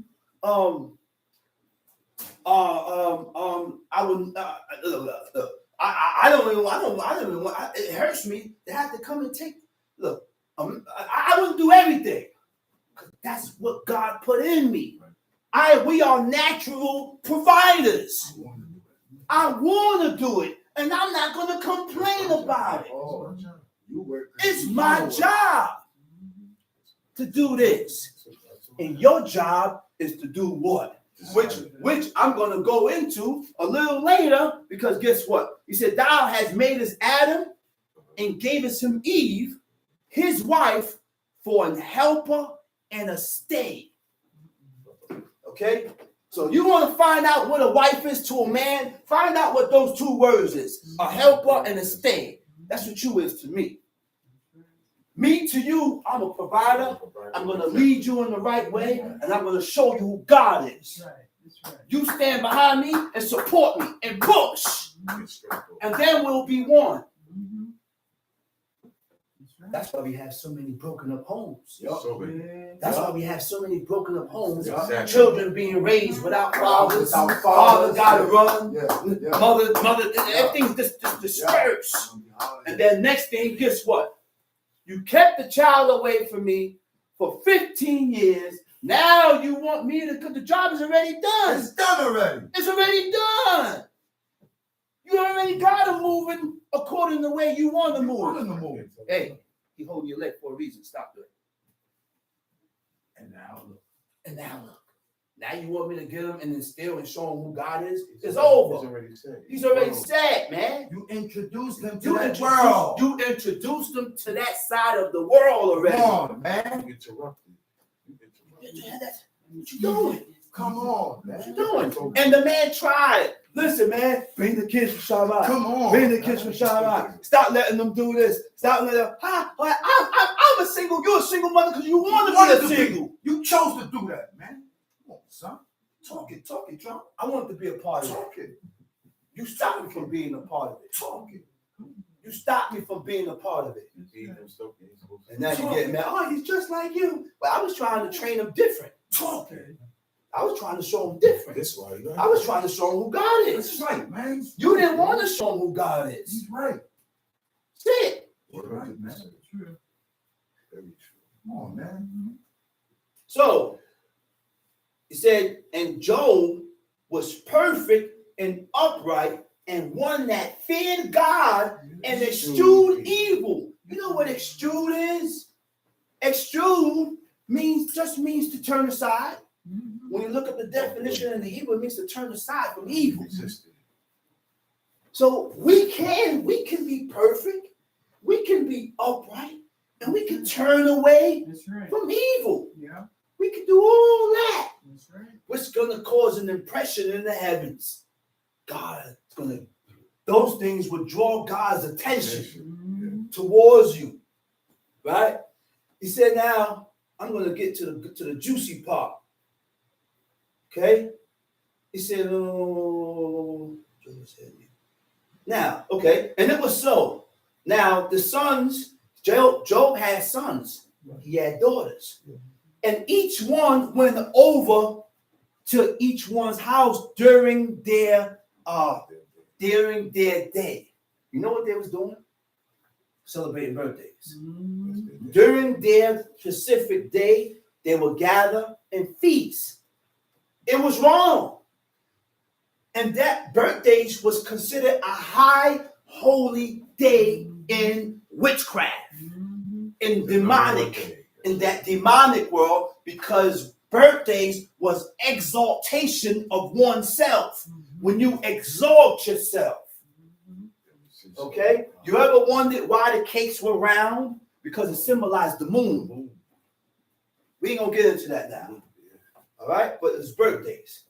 Okay? And it was so when the days of their feasting were going about that Job sent and sanctified them and rose up early in the morning and offered burnt offerings according to the number of them all. And for Job said, it may be that my sons have sinned and cursed God in their heart.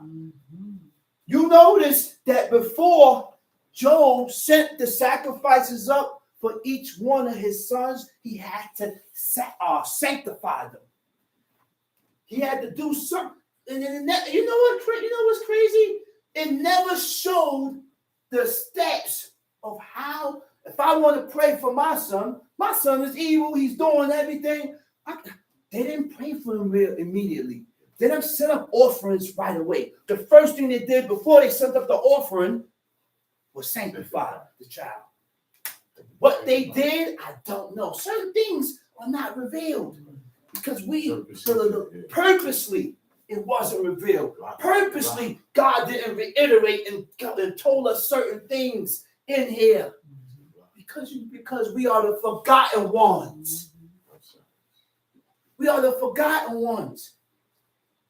You know that's how I know my pops wasn't forgotten, because he speak and say certain things that's not in the book.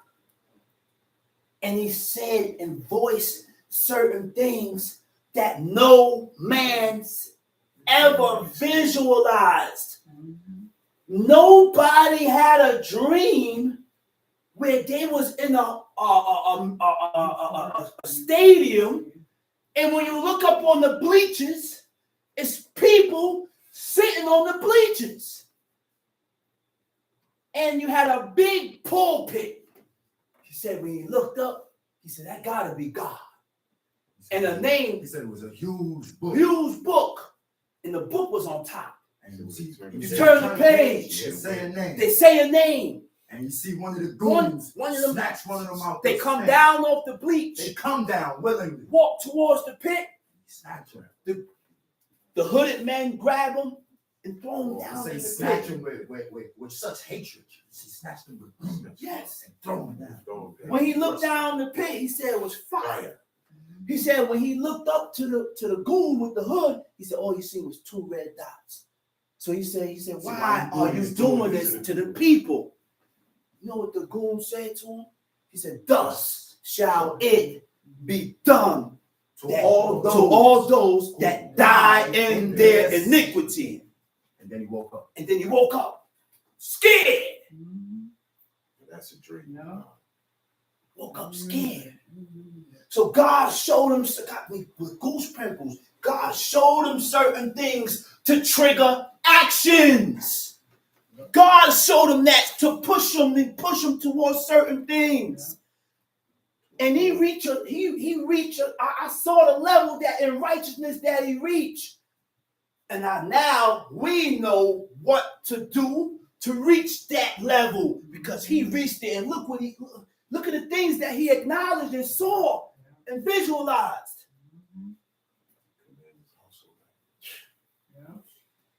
He said, now there was a day when the sons of God came to present themselves before the Lord.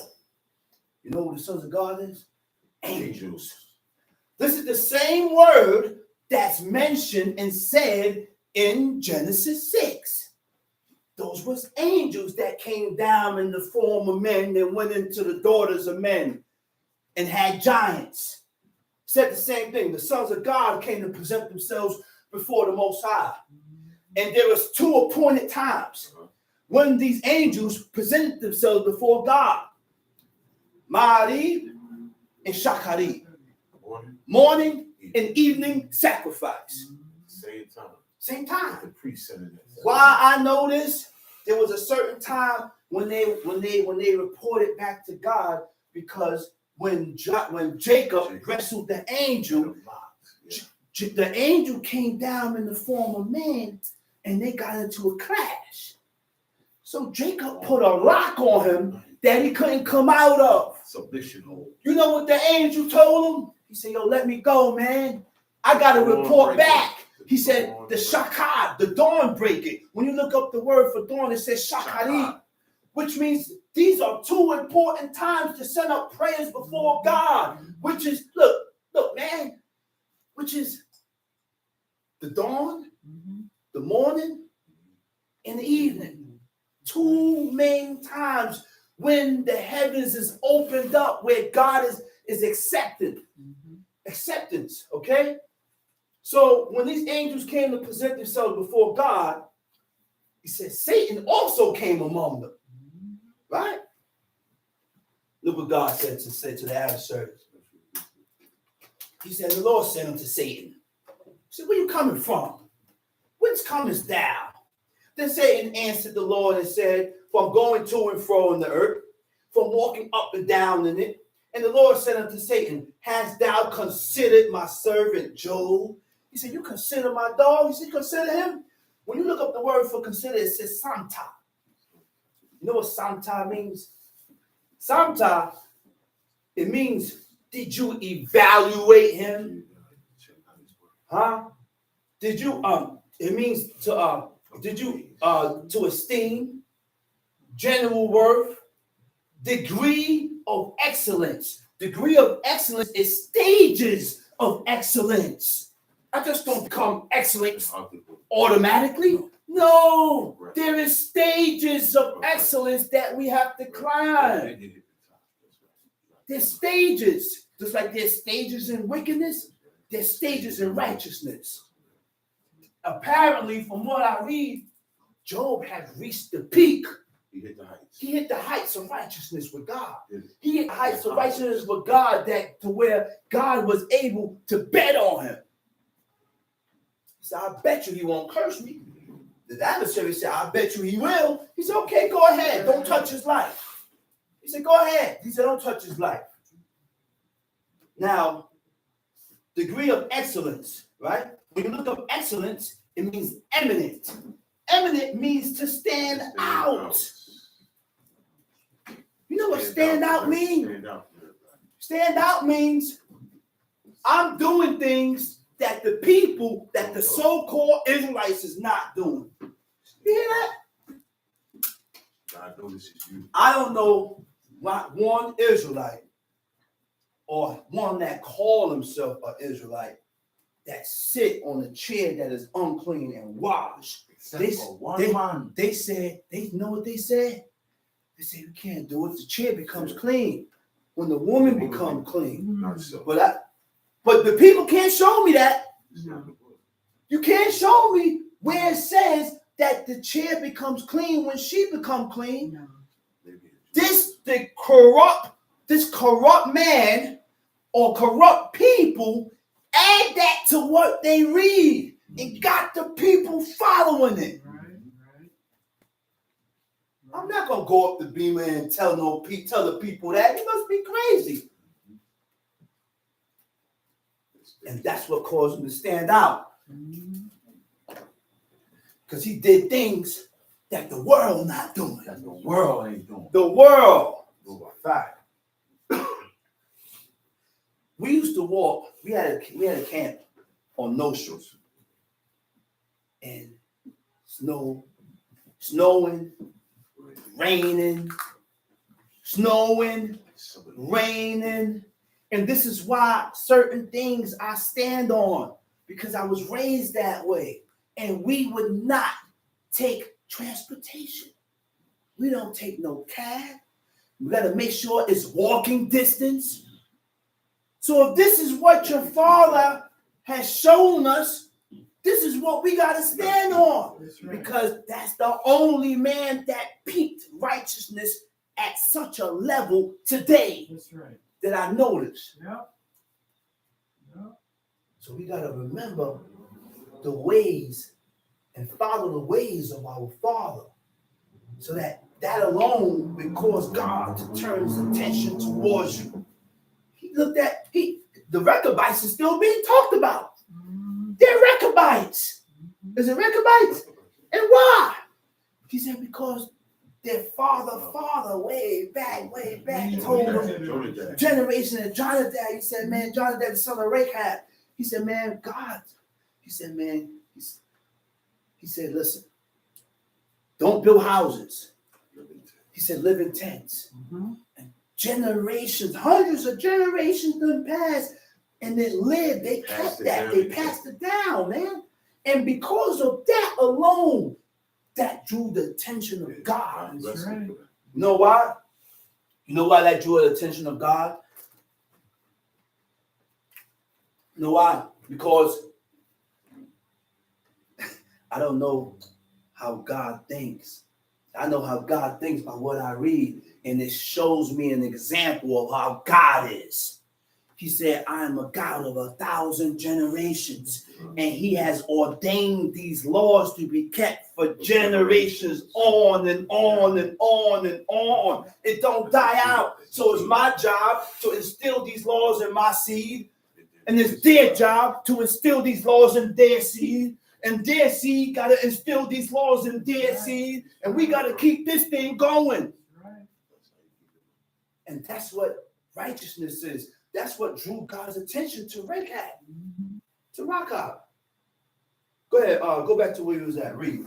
Job chapter 27, verse 6. Job chapter 27, verse 6. Read. My righteousness I hold fast and will not let it go. My righteousness I hold fast. What verse is that? 6? Yeah. 6. He said, my righteousness I hold fast. You know what it's saying in the Hebrew? My righteousness caused me to be firm, not hold fast. He said, the amount of righteousness that I have in me is what caused me to be firm. Oh, you mean to tell me that's why I see such firmness, not to detour away from God and my pops? Because he had a certain amount of righteousness in him that caused him not to turn away from God. We have to pick our righteousness up with God so that we can be firm in God, so that we don't turn away from these laws. Go ahead, read. My heart shall not reproach me as so long as I live. My heart, he said, I will not let it go. Right? He said, my righteousness, what? Go back to it. What it say? My righteousness I hold fast and will not let it go. The word for let it go is rafa. You know what rafa means? I will not be slack. I will not be loose. I will not be weak. You got to be able to discern weakness when it comes and strengthen yourself. Go ahead, read. But we're not going to be able to do these things. You know why? Because in order to able to depict and see when weakness is setting in, we got to be firm in God. We got to be doing these laws in order to be prudent and to govern yourself and be aware of myself. Right. Go ahead, read. My heart shall not reproach me so long as My I live. heart shall not reproach me. Wait a minute, man. My heart, how can my own heart reproach me? Which means he is already acknowledging that I have evil within myself that's gonna have, that I'm not gonna follow after my own ways. Whatever I disapprove of and God approve of it, I gotta relinquish it and get rid of that. Whatever God have displeasure in, whatever I have displeasure in and God don't have displeasure in, I gotta remove that. I gotta remove that. I can't be disappointed or disapprove or have displeasure in the things that God approves of. That's right. It shouldn't frustrate you. Yeah, we get frustrated at times. We get frustrated with God. Oh, I ain't frustrated with God. I'm frustrated with you. No, but I stand with God. God said this, and this, and you disagree with it. So first, you are frustrated with God first. You have a problem with God. That's where your problem lies at. That's why it's important to read, because it's a brainwash. I'm brainwashing myself. Yeah, I'm brainwashing myself. Guess what? It's only a brainwash if you accept it. So you could continue disagreeing with God and keeping that block in your head. Keep that block right there. Keep it right there. Go ahead, you block your own self. Guess what? Guess what? Man, you're on your own with that one. Go ahead. Let my enemy be as the wicked, and he that riseth up against me. Let my enemy be as the wicked. And he that riseth up against me as the unrighteous. But what is the hope of the hypocrite? What is the hope of the hypocrite? Right? Now, when you look up hope, it also means expectations. The righteous have expectations. I expect something, and I'm hoping for something. What expectation is what you look forward to. The things that you look forward to. I look forward to everlasting life.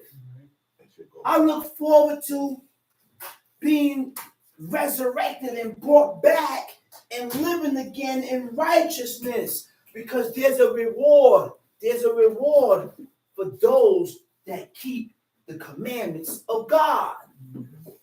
But only the reward only goes to those men that are righteous in God. Okay? So that's what the righteous, or a man that's pursuing righteousness, look for. Right? He said, "For what is the hope of the hypocrite?" Now, the hope of a man that's a hypocrite, he got different expectations. Different hopes. Different hopes. And the word for hypocrite is kanef. It means profane. Profane, it also means a hypocrite also. Profane means to be common. Common. You know what common is? Common means the same. You're the same like everybody else. You look the same. You think the same. You eat the same. You act the same. You behave the same. You dress the same. Everything like you is like them. You observe the same. You observe the same things. You dress like the people. Right? Now, what is a hypocrite? A hypocrite is one who pretends to have virtue or qualities he don't have. That's straight capping. You fronting like you're about it, but you ain't about it. Not gangster.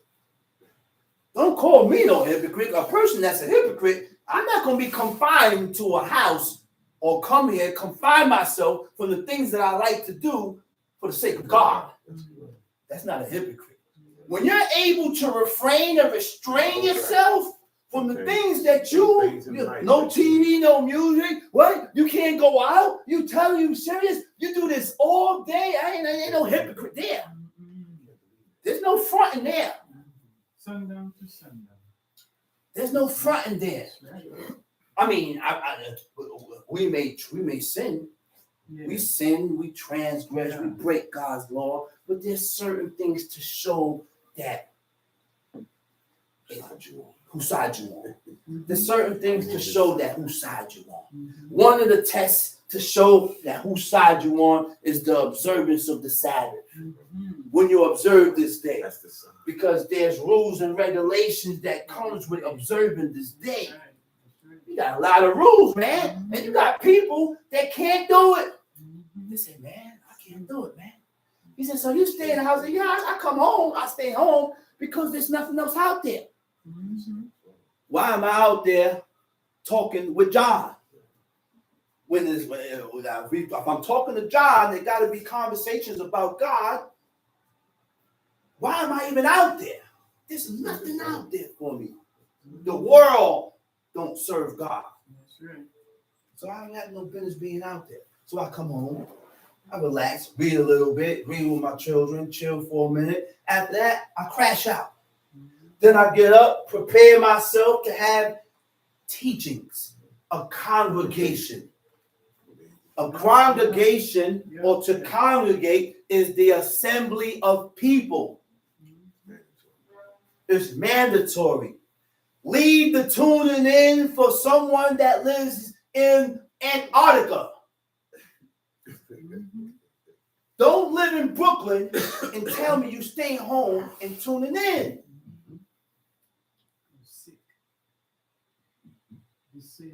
Leave that for the people that's far away. If you are able to attend a holy convocation, by all means, come and congregate. That's the commandment of God. That's the teachings. That's the commandment of God. If I stay home and tune in, Don't count. it don't count. And it don't stand. And I still have profaned the day. God ain't tell us to, listen, when God said rest, it ain't mean sleep. Yanak means to desist. Desist means to stop work. Stop working. Fall back. Right. But what is the hope of the hypocrite? Though he have hold up. One who pretends to have virtual qualities he don't have. That's a hypocrite.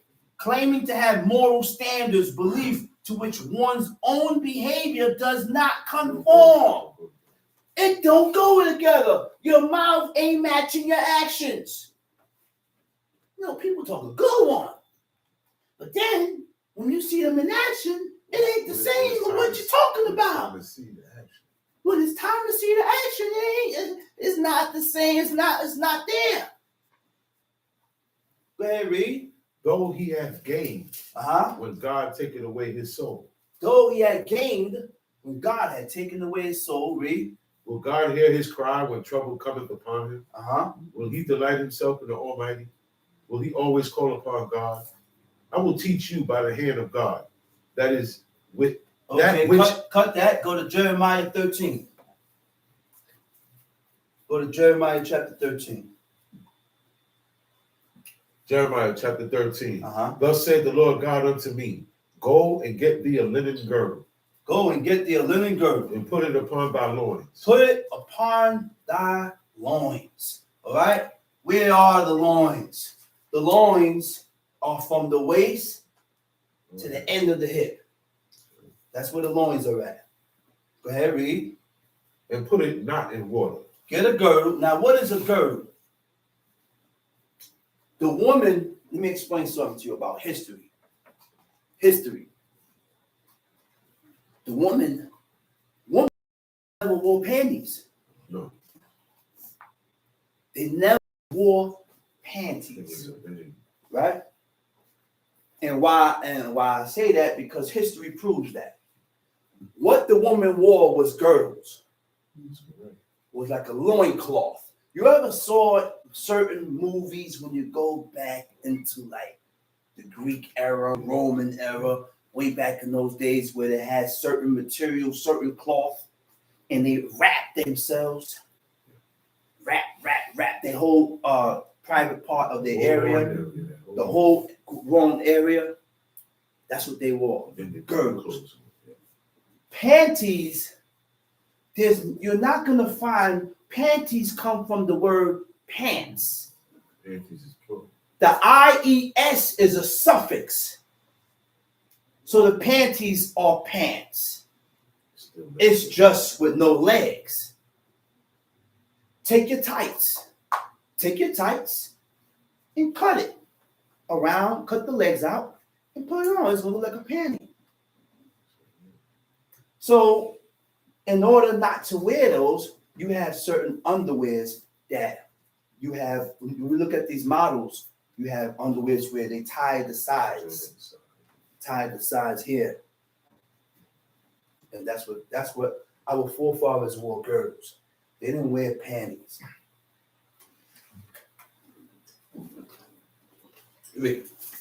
So I got a girdle according to the word of the Lord, and put it on my loins. I got a girdle, and guess what? Men wore girdles too.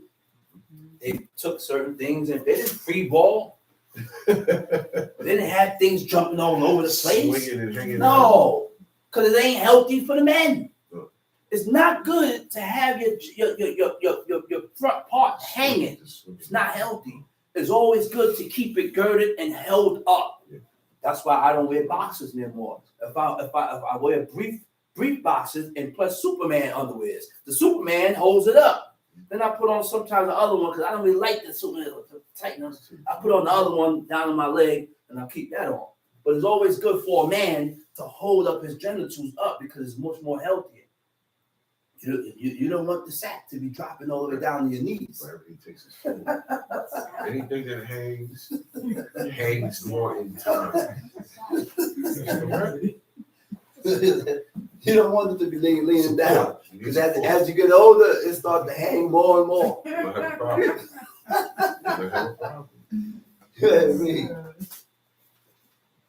And the word of the Lord came unto me the second time, saying, take the girdle that thou hast got, and arise, go to Euphrates. And hide it there in the hole of the rock. rock. So I went and hid it by Euphrates. See, God is proving a point. God is going to prove a point now. He told him, get the girdle, take the girdle off, go hide it under the rock. Go ahead, read. So I went and hid it by Euphrates, as the Lord commanded me. And it came to pass after many days that the Lord said unto me, arise, go to Euphrates and take the girdle from thence, which I commanded thee to hide there. Go to Euphrates, take the girdle from thence. Years done past. Years and years done past. Now God told Jeremiah, he said, go on back there and get that girdle. Read. Then I went to Euphrates and digged and took the girdle from the place where I had hidden. And behold, the girdle was marred. The girdle was marred. It was profitable for nothing. It was profitable for nothing. Then the word of the Lord came to me, saying, marred. Right? What is marred? Let's go from the word marred means in Hebrew is shikeh. It means marred, ruined, destroyed, corrupted. All right? Now, marred, and it was profitable for nothing. Tamshi. And the word of the Lord came unto me, saying, thus saith the Lord, after this manner will I mar the pride of Judah. God has compared Israel, the nation of Israel, to that corrupt girdle. The girdle that has been marred, ruined, destroyed, and corrupt. He compared Israel to the girdle, which means Israel is corrupt. Israel has been destroyed. Israel has been ruined. Now, what is ruined? To damage irreparably. And when you damage irreparably, you're not going to betake oneself to return to make good with God. You're not going to fix it. You're not going to have in mind to make returns or make repairs with God because you have been, it can't be repaired. Irreparably means you can't be repaired. Means you're not going to make corrections. Okay? You're not going to repair. You're not going to make corrections with God. Right? Subject to frustration. Subject to frustration. You know what the frustration is? To induce feelings of discouragement. You begin to get discouraged in the things that is lawful and right by God. You begin to turn away from God and his laws. Failure, failing to perform an expected action, disaster, a sudden calamity, event bringing great damage, loss, or destruction, right? Now, the next one was destroy, right? Destruction. What does it say? The structure or condition to put out of existence. The structure is your makeup, your physical makeup. Now, betake means to commit yourself. To commit yourself to make return or make repairs with God. And God compared the nation of Israel to that girdle. To that girdle. Read. After this manner will I mar the pride of Judah and the great pride of Jerusalem. This evil people, which refuse to hear my words, which walk in the imagination of their heart. This evil people which refuse to hear my words. Which walk in the imagination of their heart, and walk after other gods, to serve them and to worship them, shall even be as this girdle, which is good for nothing.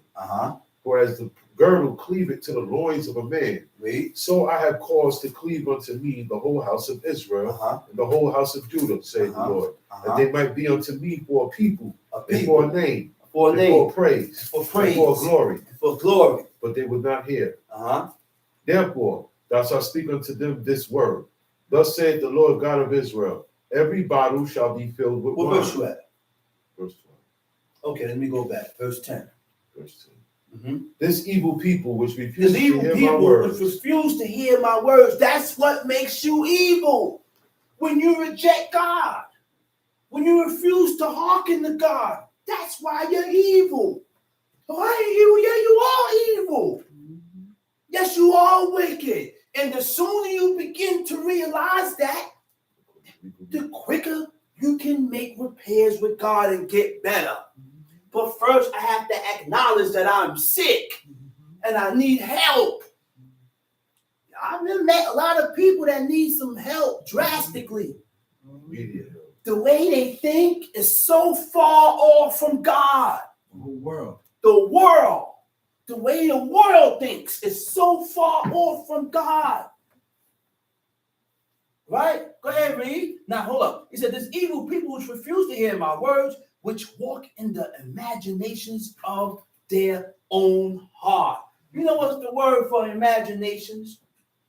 Sheri root. Sheri root means stubborn. You know what stubborn means?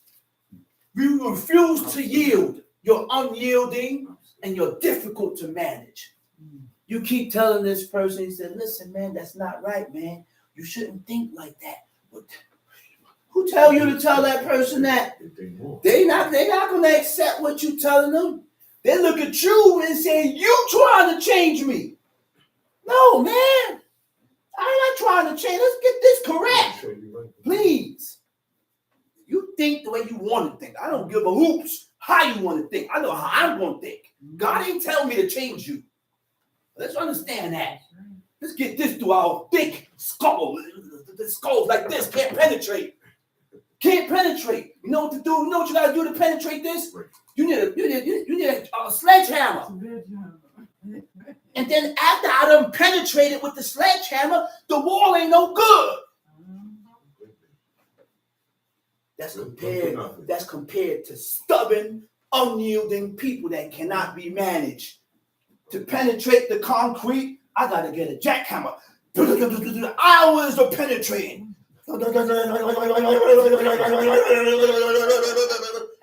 Trying to get to this trying to get to this woman's head. or to this person's head. I'm trying to clear it out and get to you to show you what you're doing is wrong. Show you the difference. But the jackhammer can't penetrate. I compared the concrete floor to man and woman's skull. You ever saw a man with a jackhammer? Man, I was. He said, "What's in this concrete, man? Jackhammer won't penetrate it. Time to leave it alone. Change the bit. Come back, man. Let me change this bit. The concrete has dulled out the bit. Guess what? You know what that means? By me keep trying to penetrate your skull, I'm gonna get dull. That's right. I'm gonna wear myself out. I'm gonna leave you alone to your own thoughts. Just don't come to me with it, because you refuse to hearken to God. I keep telling you, thus saith the Lord. I don't agree. Okay, good. You go ahead. Go ahead. That was an excellent example for stubborn and unyielding people that won't yield to God. Just like that concrete, hard to break with that jackhammer. You need a jackhammer to penetrate. He said, the evil people which refuse to hear my words, which walk in the imagination and the stubbornness of their own heart. Your own heart. You know what it speaks when it say your own heart? It means your own thoughts. It means your mind. All right? Because you have lived your life in wickedness and believing things that is not right. It's not right. He said, and walk after other gods to serve them and to worship them shall even be as this girdle, which is good for nothing. You know, some people is good for nothing. You know, some people you have to leave them alone. They can't change. There's no changing in them. There's no better. There's no being better. The laws of God are supposed to make you better.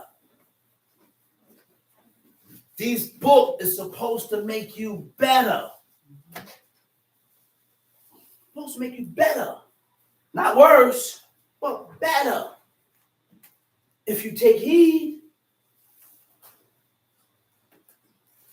He said, for as the girdle cleaveth to the loins of man, so have I caused to cleave unto me the whole house of Israel and the whole house of Judah, saith the Lord, that they might be unto me for a people, and for a name, and for a praise, and for a glory, and for what else?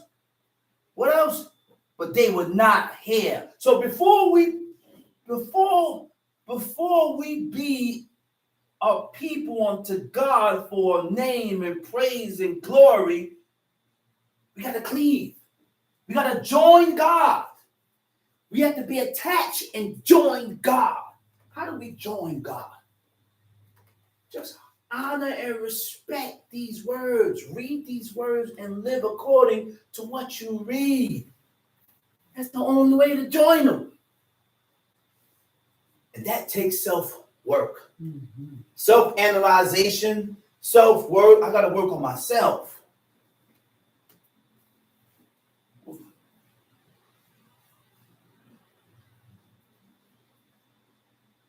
Let's go to verse 14.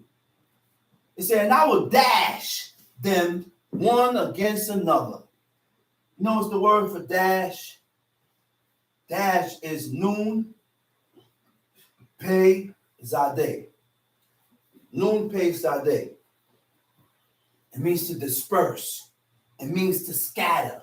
It means to fling away heedlessly. That's what God did to us, man. He dispersed us and scattered us all over the world. Because we refused to hearken to God's law.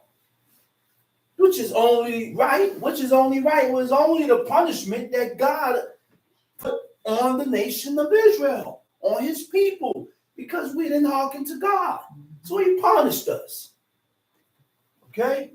So He said, and I would dash them one against another, even the fathers and the sons together, saith the Lord. We ain't never been through that. You know what that is? To go into captivity. You, your wife, your children, and the slave master come, snatch your children, and sell them to another slave trader. Oh, you ain't gonna see them no more. Mother crying. She crying for dear life because she ain't gonna see her children no more. We've been separated and scattered all over the place, man. God did that. God did that to him, to God. So he did that to us. But sometimes, look, at this point in time, when we reach this point, fasting, God did not accept the fast. He didn't accept nothing else. He was already in that mode of hating Israel. Okay, but come a point in time when fasting and praying, God don't want to hear that no more. That's right. That's right. Now it's time for me to cut you. Discipline, chastisement. That's what time it is now. Now,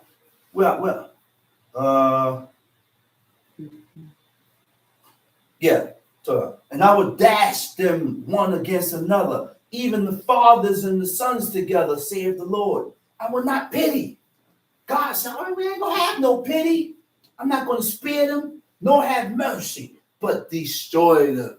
The time to acknowledge your offense for God to God is over. Like I said, man, there come a point in time when it's over. The time for correction, for repentance is over. Because I done went too far now. He said, hear ye and give ear. Be not proud, for the Lord has spoken. Give glory to the Lord, your God, before he caused darkness. Before God caused darkness, give glory to God. Don't wait for you to be in a calamitous situation or in a calamitous event to start turning towards God. That's the darkness. He said, turn towards him before he caused darkness. He said, and before your feet stumble, right, upon the dark mountains. And while you look for light, he turned it into the shadow of death and make it gross darkness. But if we will not hear, my soul shall weep in secret places. You hear that? Wait a minute. You know who said that? God. He said, man. Yeah, that's Jeremiah. Jeremiah said that, man. He said, if you don't hearken, he said, man, he said, I'm going to cry for you, man. I'm going to cry for you because the God is going to do you something dirty.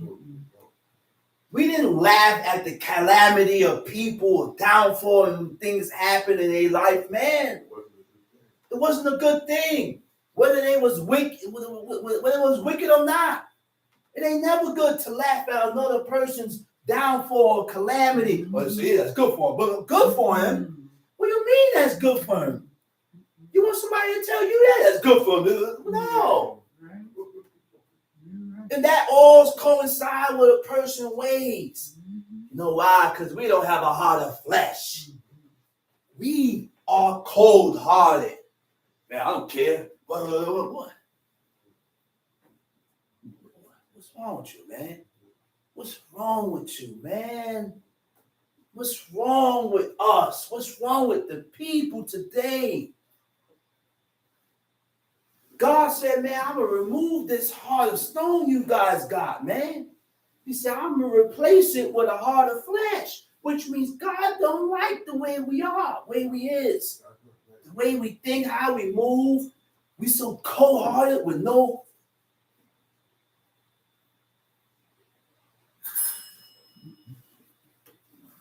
He said, my soul going to weep in secret places for your pride and mine eye shall weep sore and run down with tears, because the Lord's flock is carried away captives. You are in slavery now. Now we're in slavery. Why? Oh, because we want to go against God. He says, say unto the king and to the queen, humble yourselves. Sit down, for your principalities shall come down. Now, you know what principalities is? The word for principalities is Mad Abshut. Memresh Aleph Shin Wav Tav. Right? Principalities means your standards. When it says come down, it means decline. Your standards, to where our standards used to be high, our standards have declined and dropped with God now. That's why men allow certain things to where certain men in the book would not allow. And that's why certain men allow certain things that this one won't allow. Because your standards done declined, the standards done dropped with God. Also means your dominion. You know what your dominion is? Your dominion is supreme authority. Supreme authority. Your rulership. And what is your supreme authority? Remember when Joshua stopped the sun? We lost that. That was the supreme authority that man had with God. I was able to stop the sun from going down. Moses was able to split that sea. God, look, Moses turned to God. Moses looked at him and he said, man, you grab this rod. He said, you do it. I made you a God in the eyes of the people. He said, go ahead. Look what Samson did. So we have declined. We have dropped. Our standards have dropped. Our supreme authority and our standards and our dominion has dropped with God. Right? Now, your standards is something set up and established by authority as a rule, a structure that was built by God. We read about it. This is what we read about. Okay? Boom, boom, boom, boom, boom. I'm going to skip down here. Without being punished. All right, the cities of the south shall be shut up, and none shall open them. Judah shall be carried away captives. All of it. It shall be wholly carried away. Lift up your eyes and behold them that come from the north. Where is the flock that was given thee, that beautiful flock? What wilt thou say when he shall punish thee? For thou hast taught them to be captains, and as chief over thee shall not sorrow take thee as a woman in travail. And if thou say in thine heart, wherefore come these things upon me? For the greatness of mine iniquities are thy skirts discovered, and thy heels made bare. Can the Ethiopian change his skin? Can the Ethiopian change his skin? No. No. Ethiopian spots. A leopard has spots. Can they change that? No. Then may ye also do good that are accustomed to doing evil. Huh? No. Now, the word for accustomed is lamed mem dalet. It means accustomed or trained, right? Yakal means that may ye be able to do good that is accustomed or trained to do evil. Now, what are you accustomed to? To make familiar through use or experience, practice becomes habitual, your habits. And this is why God said, practice in my laws. You want to practice something? Practice these laws, commandments, and statutes, because while during your practicing, it will become a habit. It will grow on you. So these laws can't grow on you. You got to start from somewhere. You have to make yourself accustomed of doing these laws. So for it to become a habit or something, or for you to be accustomed of it. So now it's done automatically. Trained to direct the growth of, to form by instructions, discipline, and drills. When you do something repeatedly. Drills. Drills is when you do something over and over.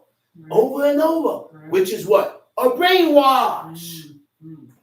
I'm brainwashing myself. That's right. And you're going to hear these laws and these commandments over and over. Over and over. That's right. That's what this is all about. Because guess what? My spirit is rejecting this. Mhm. So you're trying to change and instill something that is still new to you. It's new to me, and I've been born in this way of life. But it's still new to me because my spirit still rejects certain things. It don't reject all. Right. It don't reject all, but my spirit still rejects certain things. Those are the things that I have to work on and get into it That's right. so that my spirit won't reject it no more. Mhm. So it won't be foreign to me. I'll be accustomed to it. Okay? He said, therefore will I scatter them.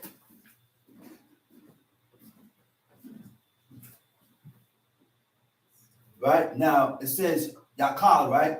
To be able. Right? Now, you will not be able, or you will not prevail, you will not be able to serve God or to do these laws if I don't start. You got to start from somewhere. You got to start from somewhere, and you have to reject and denounce your past. The things that all right, so let me cut that, and let's go to the Apocrypha. I'm going to go into the Apocrypha, Tobit, chapter 8, right? I'm going to give you some time to find it. Let's go to Tobit, chapter 8. Now, right? Now, Tobit had a son named Tobias. There was a woman that was promised to Tobias, but it was an evil spirit that loved the woman that was promised to her. So every man that her father gave her to, the evil spirit killed the person, killed the husband, before they even cohabitated or had sex. So when she leave out the chamber, the man is dead. The maidservants may joke at her, say, "Oh, you're killing your husbands," and she sent up a prayer to God. And at the same time, when she prayed, Tobit prayed, the father prayed, right? And at that point in time, when they sent up that prayer was heard. Okay? So now it said, when they had supped, they had brought Tobias in unto her, and as he went, he remembered the words of Raphael, and took the ashes of the perfume, and put the heart and the liver of the fish thereupon, and made a smoke thereon. Now they went to go get a liver, a heart, and heart from a fish, because of the that would smell when the evil spirit, because that right there, that they were supposed to take those things and burn it, so the evil spirit that loved Sarah will depart. They had to burn that first before Tobias go into the chamber with Sarah. Got to make a smoke. Because if he didn't make that smoke, he was going to die too. Right? So, right? Smell. It said that which smelled, when the evil spirit had smelled, he fled into the uttermost part of Egypt, and the angel bound him. And after that, they were both shut up and together. Tobias rose out of his bed and said, "Sister, arise. Let us pray that God will have pity on us." You see his mentality? Mm-hmm. He ain't worried about going into her. The first thing he said, "Man, let's get up and send some prayers up." He survived. That's right. Now, then began Tobias to say, "Blessed art thou, O God, of our fathers. Blessed is the holy and glorious name forever. Let the heavens bless thee and all thy creatures. Thou madest Adam and gavest him Eve, his wife, for a helper and a stay. What is a helper? A helper give assistance and support. That's my wife's job, Support your work. to assist me and support me in whatsoever I'm trying to Support accomplish. your decision. Don't buck my decision. Don't go against my decision. Don't go against Don't what I'm question. standing for. Right. Don't question me, because I'm not going to lead you wrong. Okay? What is a stay? A stay means what? To provide physical or moral support. Physical support means you right there. You standing right there with me. You here. Mhm. Moral support. That's what the wife does. That's right. Right? Of them came mankind. Thou hast said, it is not good that man should be alone. Who said that? God said that. God. Said you can't be alone. Ain't nobody else said that. God said that. And guess what? Adam ain't tell God that he's lonely. No. No. Adam ain't tell God that he's lonely. But we dealing with a God that considers. God considered mortal flesh. Mhm. And he knew the heart of man, that the man is gonna be alone. He's only flesh. He said everything had its like. That's right. Accept that. Everything had its like. Male and female created he them Mhm. to replenish and and cohabitate and fill up the world. That's right. He said, but man didn't have his He didn't counterpart. have his man. He didn't have his match. So God did what? He removed a rib from Adam. Do we know the rib, when it's removed correctly, was the only thing in the body that will grow back once it's removed, and it has all the DNA. The DNA, everything that's needed Everything that's needed to grow back. to grow back, to create. That's what God did. It's a protection chest.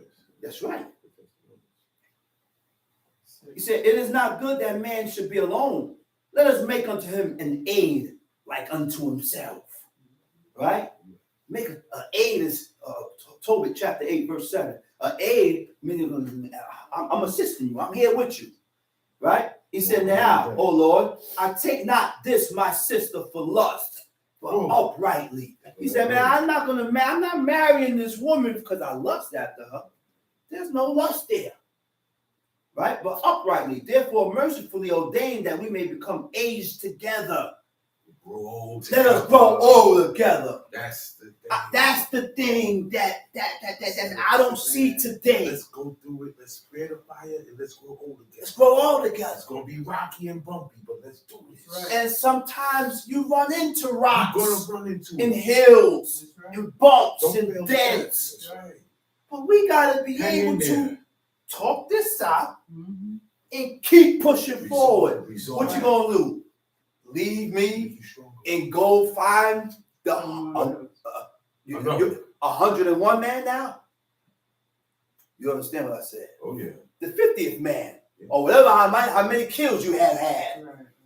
How many kids you got? I ain't talking about bodies neither. Yeah, it all. How many men done you just slept with? Can we count that? Can the men count that? No. Mhm. We can't even count it. It's not good for the woman or the man. Mhm. It's not good. God ain't godly. That's right. Isaac only had one man in his life. Mhm. Isaac only had One woman. one woman in his life. That was Rebecca. And he grew old with Rebecca. And he died with See Rebecca. how they agreed And she together. died with him. They agreed together. Which means there was a certain order. The order was never broken. Oh, The order between marriage people was never broken, so they didn't have to divorce. was it needed? It wasn't needed. I said, now it's needed. Now you better. Now it's needed. If you got money, why Because- you You get with a woman, you open up the book and show her what you about. She said, oh, I'm about, I want to do this. She come with it for a while. Ain't no guarantee she stick. Now, guess what? stop? I start backing away. Because you denounce my God, I got to denounce you. That's right. It's time to go now. That's what separates us. And that's what separates us when we don't have the same train of thought. I could love you from here to thy kingdoms come. But one thing that I end up looking at you, and then looking at you like that, man. I told you about saying that, man. Look at you a certain way. Oh, Jesus. Oh, Oh, saying my that. goodness. listen, man. Yes. What I told you about mentioning this, he said, listen, man, Yeah. that right there is an automatic rejection. Automatic. You ever took two magnets and put it together and you can't put it together? It won't go. It ain't gonna go. It ain't gonna go.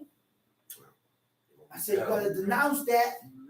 All that stuff and denounce it. I don't want nothing to do with it. That's right. I don't care. You could be Venus de Milo, like Chief said. I don't know. I never know who the woman looked.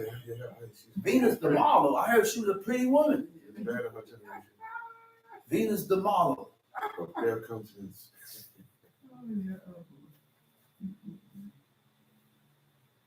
He said, she said unto him, so be it. So they slept both that night, and Raguel arose and went and made a grave. Raguel went, dug a grave just in case Tobias ended up dead.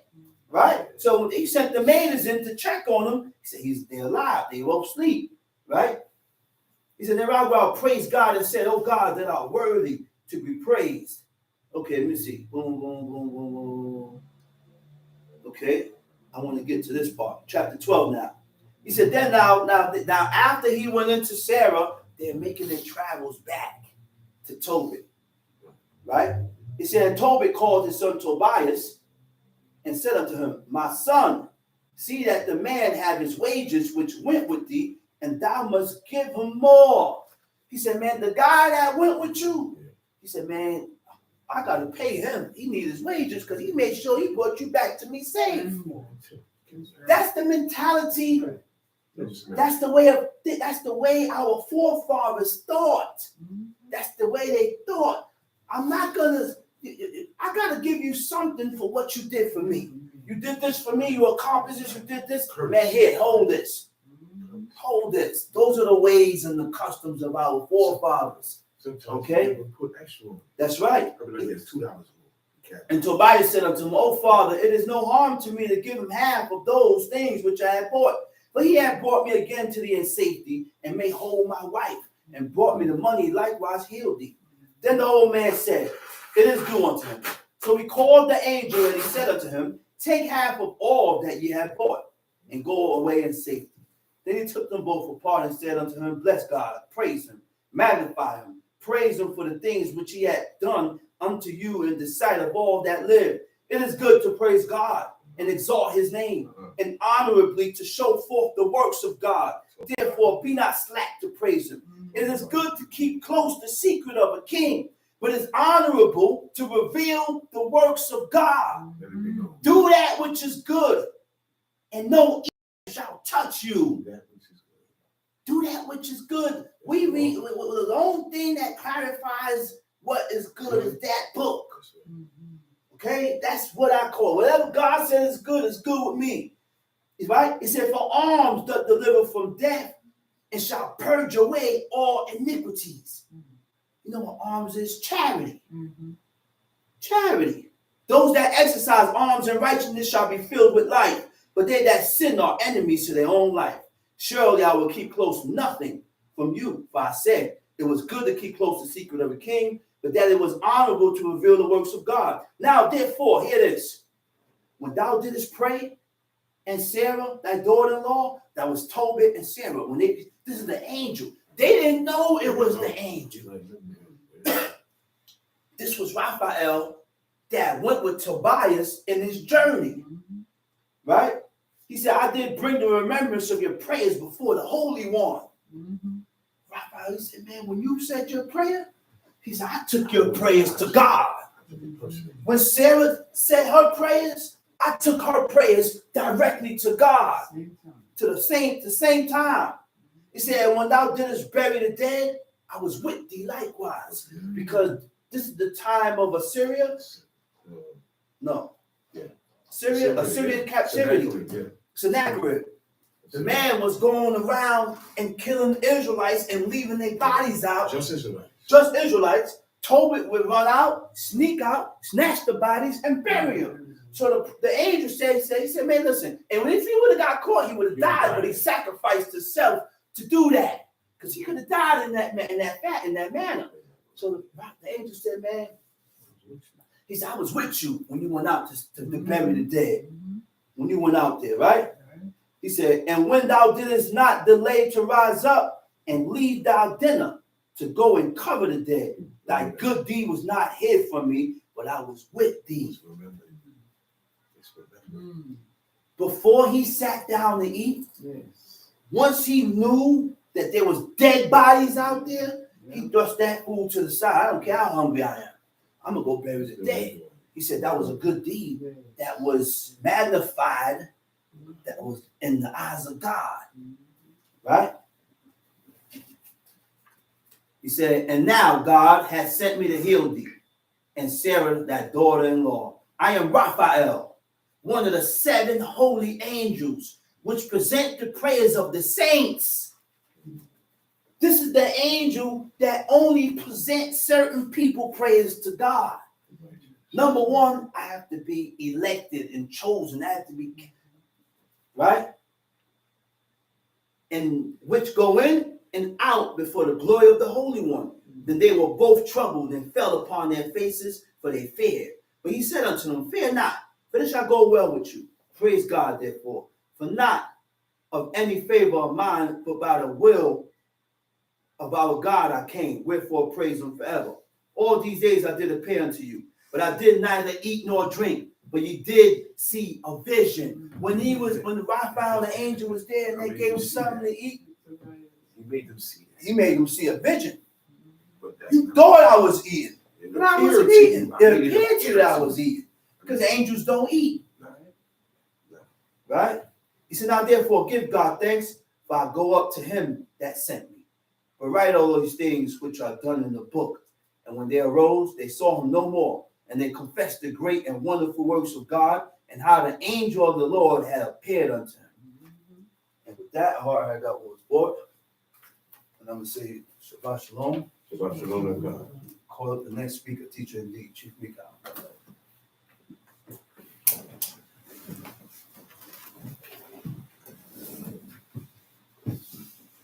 Giving all praises to the God of Abraham, God of Isaac, God of Jacob. Giving all due respect to my father, my teacher, and the leader, Chief Eleazar Ben Dodo. Giving all due respect to chief men, princemen, brothers and sisters, brothers of Israel. I bid you out of the tongue of our forefathers, Shabbat Shalom. Shabbat Shalom to God. Okay, we're going to go to Genesis. We're going to go to God and set this off. Genesis chapter 15. On the top. It said, after these things, the word of the Lord came unto Abram. His name was Abram, not Abraham at first. His name was Abram at first, right? In a vision, saying, fear not, Abram, I am thy shield. I'm your protector. I'm the one that's going to make sure you don't get no evilness towards you. If anything pop up, I'm going to turn it around. That's what a shield do. Anything that come at you to harm you or yours, I'm gonna stop that from harming you. That's what a shield does. Genesis 15.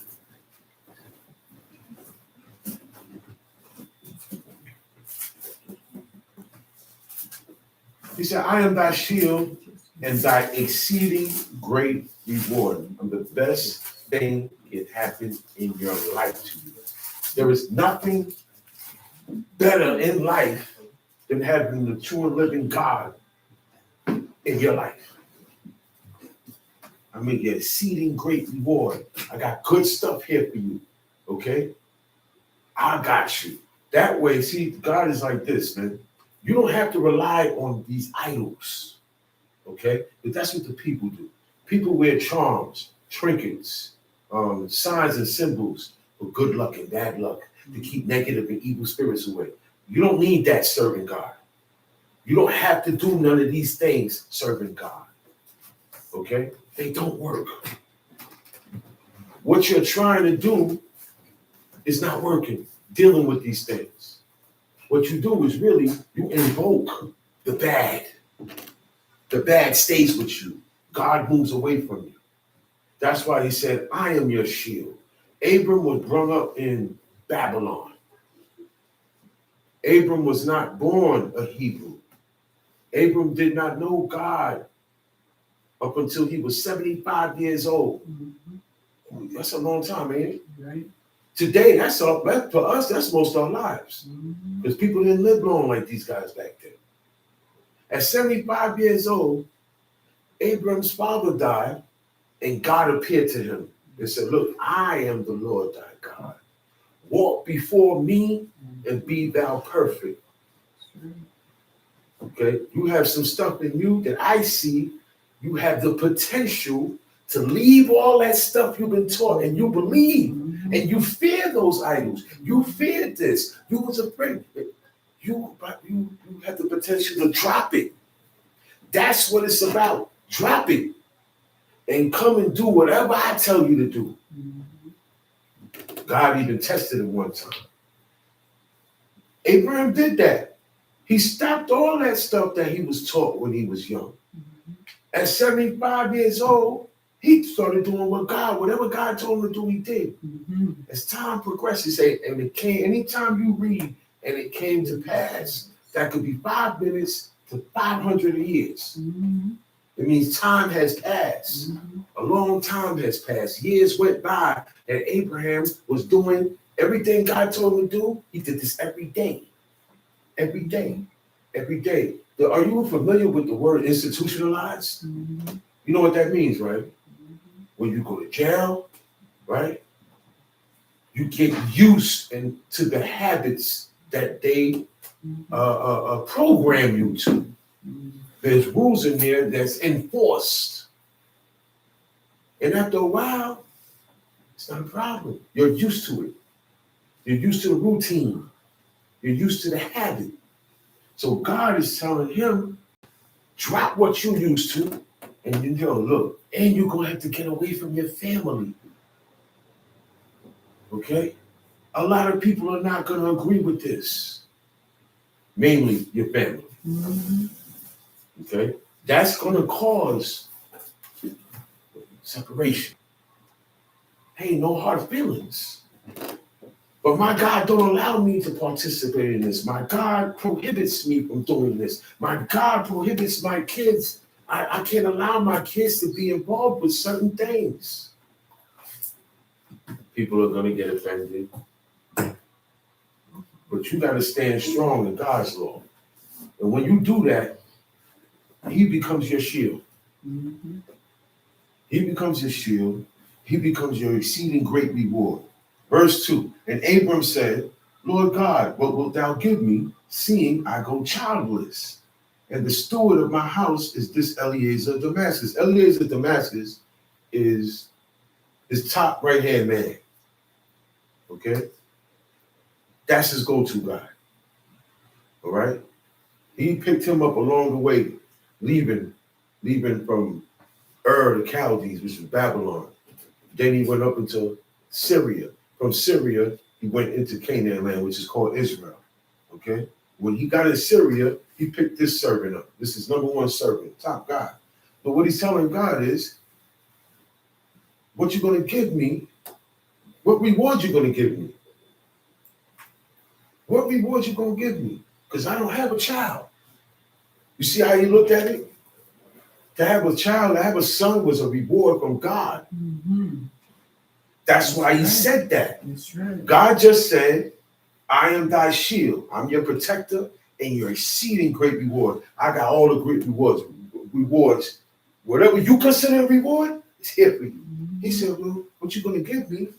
I go childless. Me and my wife, they ain't had no kids. Right. We ain't had no kids and we old now. We past that. Right? What can you give me to replace that? Because for my name to live on, you're right or wrong. How your name lives on? Through your son. Through your sons, your bane.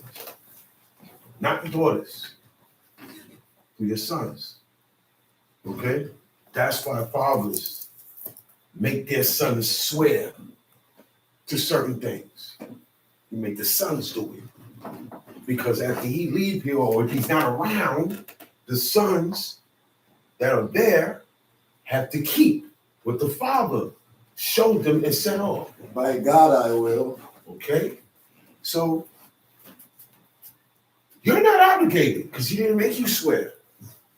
Eliezer of Damascus, Abraham called him and said, yo, put your hand on my thigh and swear to me that you are not going to allow, you're not going to get no daughters of the foreigners, of the Canaanites, the woman in the street. You're not going to get none of them and hook my son up to marry with them. Go back to my family and get a woman from there and hook her up with my son. He made him swear. Okay? He said, man, what if she don't want to come back with me? Should I bring your son over there? He said, yo, beware. He said, the whole point that I'm making you swear is I don't want my son going nowhere.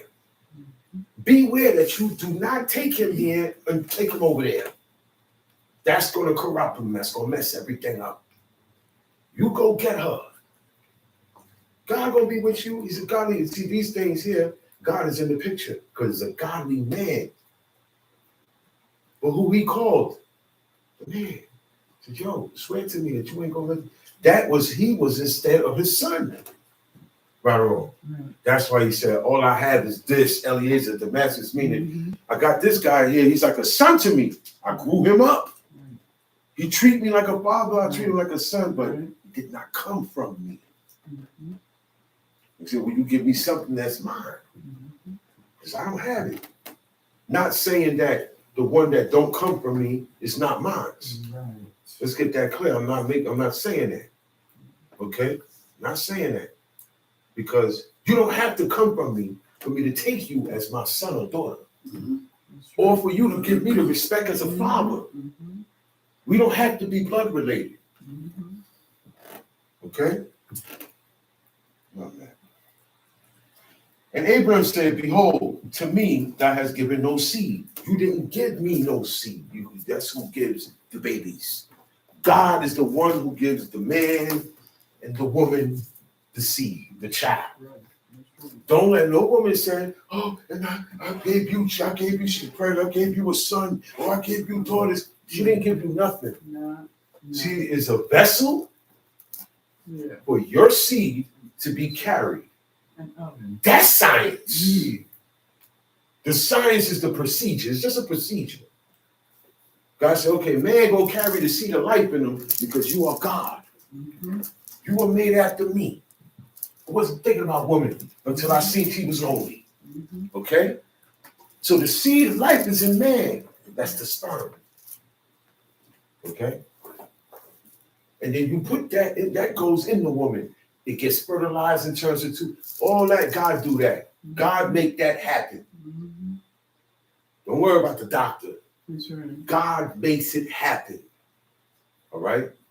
Mhm. So he said, what you going to give me? I don't have no son. I don't have no. And lo, one born in my house is my heir.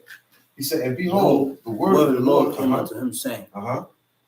this shall not be thine heir, but he that shall come forth out of thine own bowels shall be thine heir. So he said, look, don't worry about it. This is not going to be the heir. Meaning, when you leave here, he's not going to take your place. He's not going to get the inheritance. Like heir to the throne. The prince, if I'm king, my son, I said, well, look, when I die, you make him king. He's heir to the throne. He's up next. He's up next to that. So he said, look, don't worry about it. He's not going to be your heir. I'm going to give you a son of your own bowels, one that come from you. You're going to have one. Remember, Sarah can't have children. A lot of women can't have children. Right. Right. They try. Yeah. They try. Mhm. And nothing happened. Mm-hmm. It's not the man. That's true. Then you go to the next woman and he just sneeze on her and she get pregnant. Mhm. It's the woman. It's the vessel. Okay? You put your seed in a broken vessel, the plant gonna grow crooked if it grow at all. You get that? That's why it was important that the men made sure they watch who they married and who their sons married. Okay? And we're going to get to that later on, the real reason why. He said what, Tumshi? And behold, the word of the Lord came unto him, saying, This shall not be thine heir, but he that shall come forth out of thine own bowels shall be thine heir. And he brought him forth abroad and said, Look now towards heaven, and tell the stars if thou be able to number them. And he said unto him, So shall thy seed be. Look abroad. He said he brought him out abroad. He brought him where he have a clearing. There's no mountains, no hills. He brought him in the plains, abroad. He said, come on out here. Come out. He said, look up there. Look toward heaven. And said, this was nighttime. You don't see stars in the daytime. You see them at night. He said, look towards the heavens and tell me if you can count all those stars that you see up there. Can you count those stars? Nope. Brother, can you count the stars? Nope. Can you count at least 20 stars? Can you get a full 20 count? Nope. No, you're going to lose count. You're going to get mixed up. It's too much. Okay? God always has examples to show you. Okay? So he said, look there. He said, and tell the stars if thou be able to number them. And he said unto them, so shall thy seed be. As numerous as all those stars up there where you can't count. It's too much to count. That's how your children gonna be. Your seed gonna be like that. A nation gonna come out of you. Thomas, you. So, and he believed in the Lord, and he counted it to him for righteousness. Now, that was, he believed God. Okay? I believe him, man. So no, I believe him. Well, he said, man, I don't care what nobody say. I believe in his heart. That's how he felt. He said, oh, okay, I'm good. I'm happy. All right. Look, he's not going to be around to see what God is telling him. He's going to be dead. But he believed God. He believed whatever God told him. And God said, man, that's righteousness. So whatever I tell him, he's going to do it. Because if he believe what he says, right? Mm-hmm. Whatever he say, he gonna do it. It's not gonna get criticized or judged. We judge and could use the perfect word earlier. Criticism. There's too much criticism in this generation of Israelites today. Okay. What the heathen do, expect from the heathen, man. Stop being amazed at what they do. True. You should you already know God already said what they you don't be like them. That's why he said don't follow them, don't be around them, don't be like them. That's right. We put too much attention on them. That's right. Yeah. Mm-hmm. Not enough attention on ourselves with God and his laws. That's right. We ain't in a position to be pointing the finger at nobody. The only thing you supposed to do is stay away. Don't follow their ordinances. He told them, no, don't hate the Egyptians. Mm-hmm. She was in their house. So where we at now? We in America's house. Okay. He was born in America's house, just like they was. Mm-hmm. So leave all that political stuff alone. That's not our job. God wants something to move for us in a major way.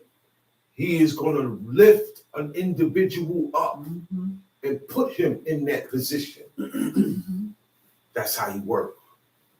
Every king that ever sat on any throne, all right, all presidents, all leaders of all countries, here, now, and before, God put them there.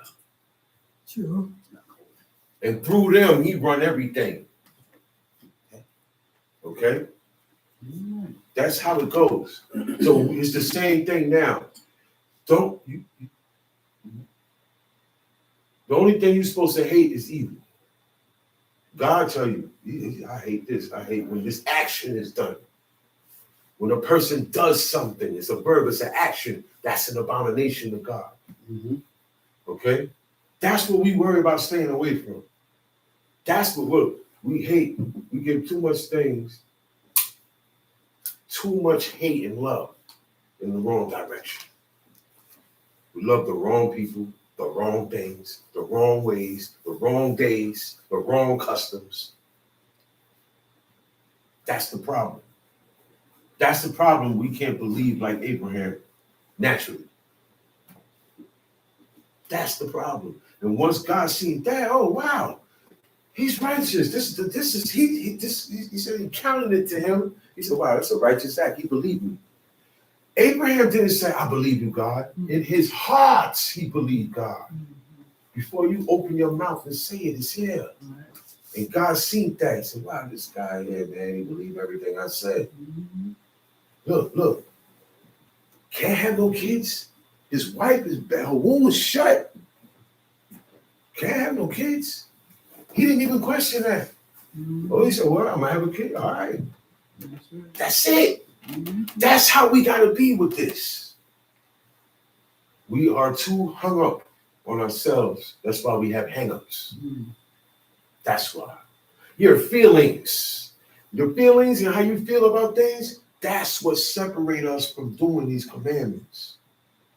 My feelings. Because I'm not used to feeling this way. I don't like feeling this way because I'm not having my way. I'm not having my way and being how I want to be, saying what I want to say, doing what I want to do, at when I want. Because these rules don't tell you you can do that. There's a time when you got to stop this. There's a time when you got to start that. And that's the problem with the world. That was the problem with the Israelites back then and today. Because we're not greater than them. Let me get something straight right now. The people that's in this Old Testament are the godly ones. Those are the righteous people. Those are the saints. Not the weird statues y'all be seeing that people put on crosses. Those are not saints. Okay. The saints is Abraham, Isaac, Jacob, Moses, Aaron, all right? Isaiah, Jeremiah, Ezra, Nehemiah, King David, Solomon, Saul, all the priests, all the prophets, all the heads of the tribes, Joshua, all of them. Oh, but this guy did this. Don't worry about that. He paid for that already. He could. It said Samuel told Saul, he said, look, man, you're doing too much right now. So you know what? Before you do any further, don't worry about that. Because you're going to die tomorrow. You and your sons not going to be with me. Okay? So, where was Samuel? In the lot of the righteous. In the realm of the dead where the righteous spirits are at. Resting. He said, you and your sons are going to be with me. That means when they died in battle by the Philistines, their spirits went and stayed sleeping next to Samuel, the prophet of the Lord. So never mind what these guys did in here. Never mind the little criticism you hear, because the criticism is from God. And it's telling you, yeah, man, I didn't like what he did. So that means you don't do it. These are the examples and the pioneers. These are the saints and the godly ones. Right. Watch your mouth talking about them. That's right. Watch your mouth talking about Jacob. Okay? That's right. Watch your mouth. One woman said, hey, man, where's this bag of shekels of silver I had laying around here? She started cursing. She cursed the person who took it. Her son came and said, I took it. Now, the reason why he took it was not good. But he let it be known, I'm the one that ate it. I'm the one that touched it. I'm the one that drank it down in here. Right. See, all those qualities, you learn from them. Okay? Right. And she said, okay, blessed be the Lord, man. Go ahead. He was good, even though what he was going to do with the shekels was against God. Okay? Right. So you're going to forget what they were doing, learn from their downfall. Learn from their mistakes. Certain mistakes you don't want to make with God. Right. Certain mistakes, certain errors, certain presumptuous things you don't want to do with God. But he remembers stuff. He remembered things. Some. And he said unto him, I am the Lord that brought thee out of Ur of the Chaldees, to give thee this land to inherit it. And he said, Lord God, whereby shall I know that I shall inherit it? He said, wait a minute. I'm gonna get all this land of Canaan. Where these people are looking at me as the stranger. How will I know? Where will I know this is gonna go down? You know what I'm saying? Give me some surety shit. Because he's only one man.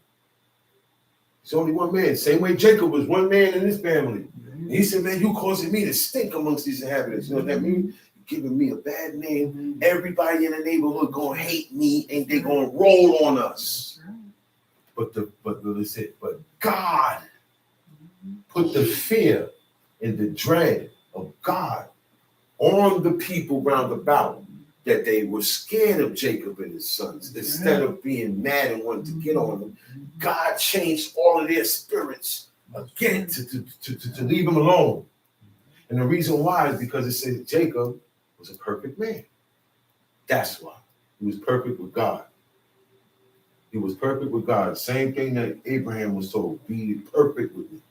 So he followed the same thing. So now you get this type of protection. They call it a mysterious protection, because you didn't have to burn no candle. Right. Right?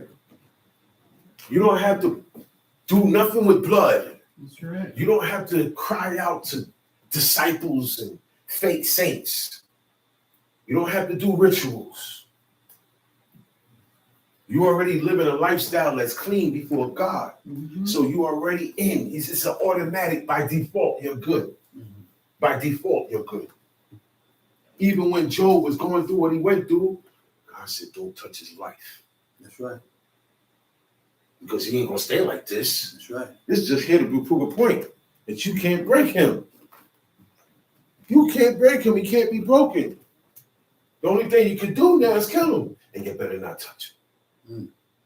That's what that was about. All right, go ahead. You're going to see that what the man said, man, no matter what's happening, I'm going to hold my integrity. I'm going to hold fast. You know what hold fast means? I'm going to stay firm. Hold fast means I stay right here. I don't move. I'm firm. I can't be budged. Time sheet. And he said unto him, take me an heifer of 3 years old, and a she-goat of 3 years old, and a ram of 3 years old, and a turtle dove and a young pigeon. And he took unto him all these, and divided them in the midst, and laid each piece one against another. I ain't read about nobody ever doing this. This is a one-time thing. This has nothing to do with the priestly sacrifices. Am I correct? No. Nothing. Look what God told me. He said, you want to know? He said, all right, I'm going to show you. But you're going to have to do this here. Because I'm going to take your spirit, right, in the future and show you something. He said, take a heifer of 3 years old, a she-goat of 3 years old, and a ram of 3 years old, a turtle dove, a young pigeon. And he took them unto all these and divided them in the midst, and laid each piece one against another, but the birds divided he not. And when the fowls came down, the fowls is the vultures and buzzards. They came down. Once they smelled dead carcass, they come in and eat, because that's what they eat. And when they came down to mess with what he had laid out there, he shooed them away. Abram drove them away. Verse 12. And when the sun was going down, And when the sun was going down, a deep sleep fell upon Abram, and lo, a horror of great darkness fell upon him. And he said unto Abram, no, but surely. when the sun was going down, a deep sleep fell upon Abram. Deep sleep, like he was in a coma. It was deeper than regular sleep. God put him in there, in that state, so that he could show him something. He said, and a horror of great darkness fell upon him.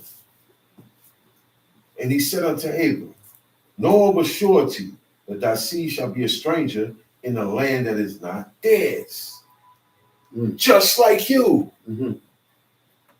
They're going to have to go through some stuff. They're going to come up in the land where they are the accused ones. Anything that got stolen, we're going to look at you. Anybody did something bad, we're going to look at you. Okay? So now you're going to have these. He said, but what? Where I'm at? He said, and shall serve them. He said, they're going to be slaves. 13. He said, let me tell you something. know of a surety first, before they get all this stuff I'm telling you, this is what's gonna go down. They're gonna come up in a strange land where nobody knows them or care about them. They're gonna be slaves. And how long? And they shall afflict them 400 years. They're gonna be slavery for 400 years. This is not 400 years of the slave trade. Okay? The European worldwide slave trade lasted for hundreds of years. Way more than 400. Okay? By the time it got here, the whole world was already doing it for hundreds and hundreds of years. You read about slavery in the air, they went through it. It was happening. The slavery that God is talking about now is the children of Israel growing up in Egypt as slaves. So he's telling them the future, okay? They're going to come up as slaves. He said, and also that same nation whom they shall serve will I judge. The Egyptians, who your children going to be slaves to, I'm going to judge them. When God judges, you know what that means, right? You know what that means, right? It's time to lift the righteous and condemn the wicked. It means the time has come for you to be judged.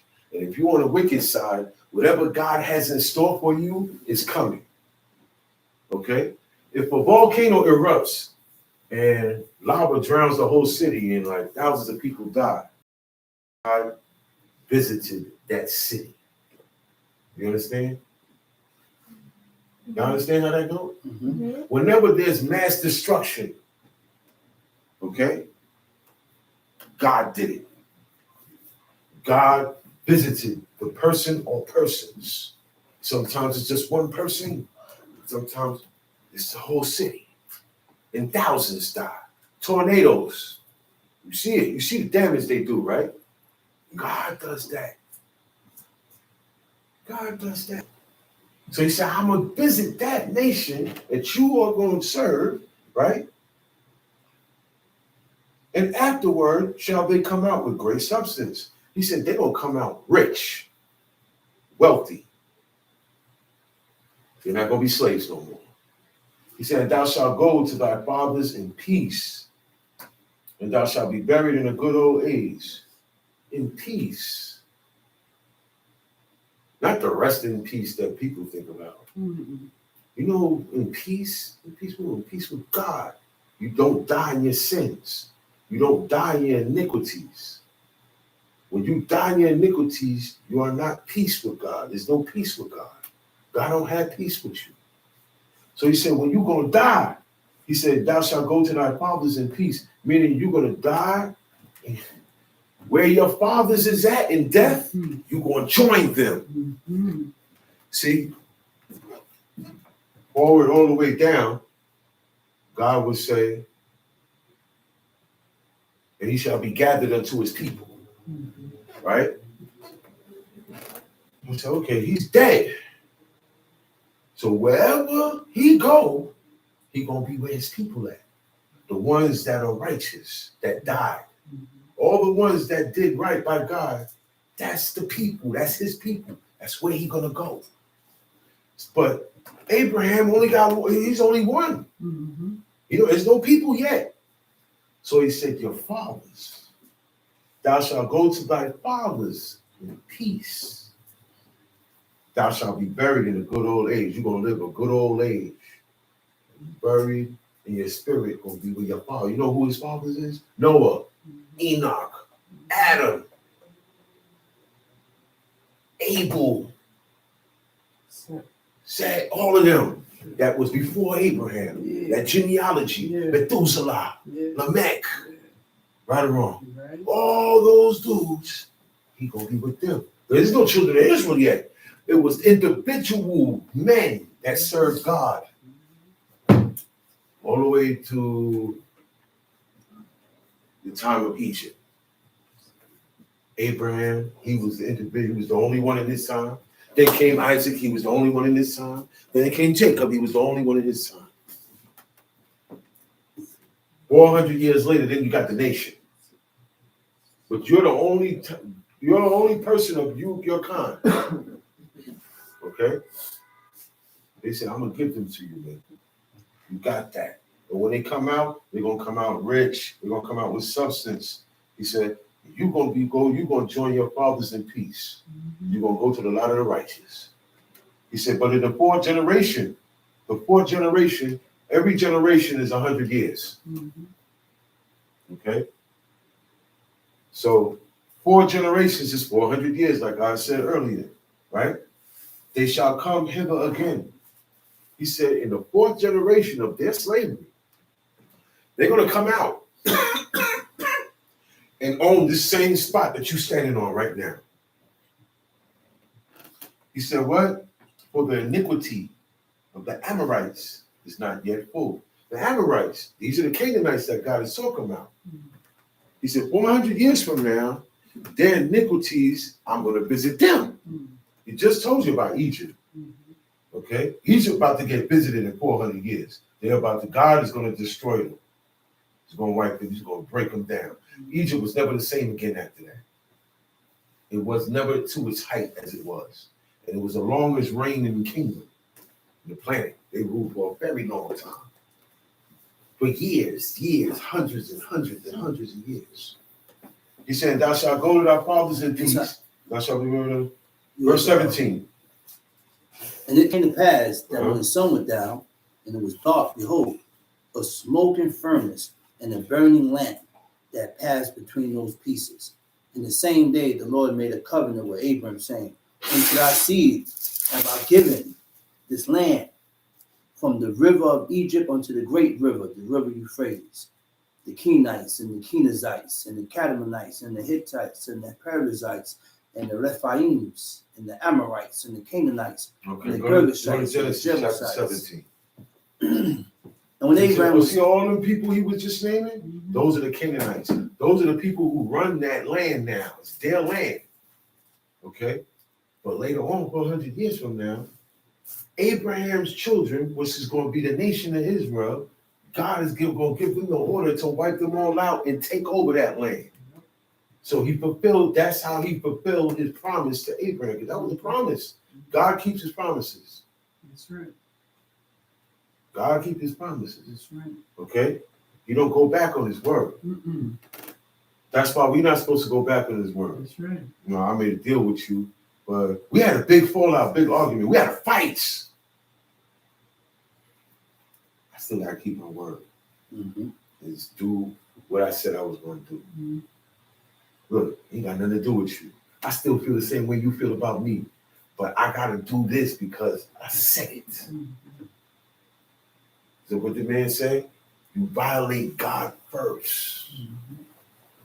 So you gotta. That's why it's not good to talk so much and always.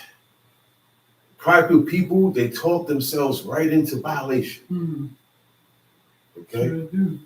You gotta watch what you say out your mouth because forget me.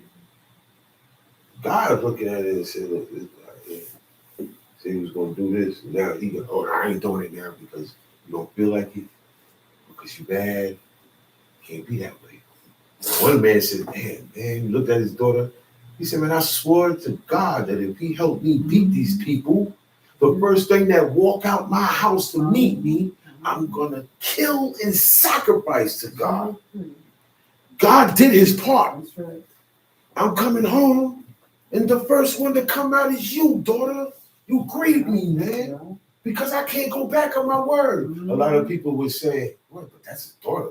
That's that's how vital these commandments are. That's how important. It's more important than the life of his daughter. Because guess what?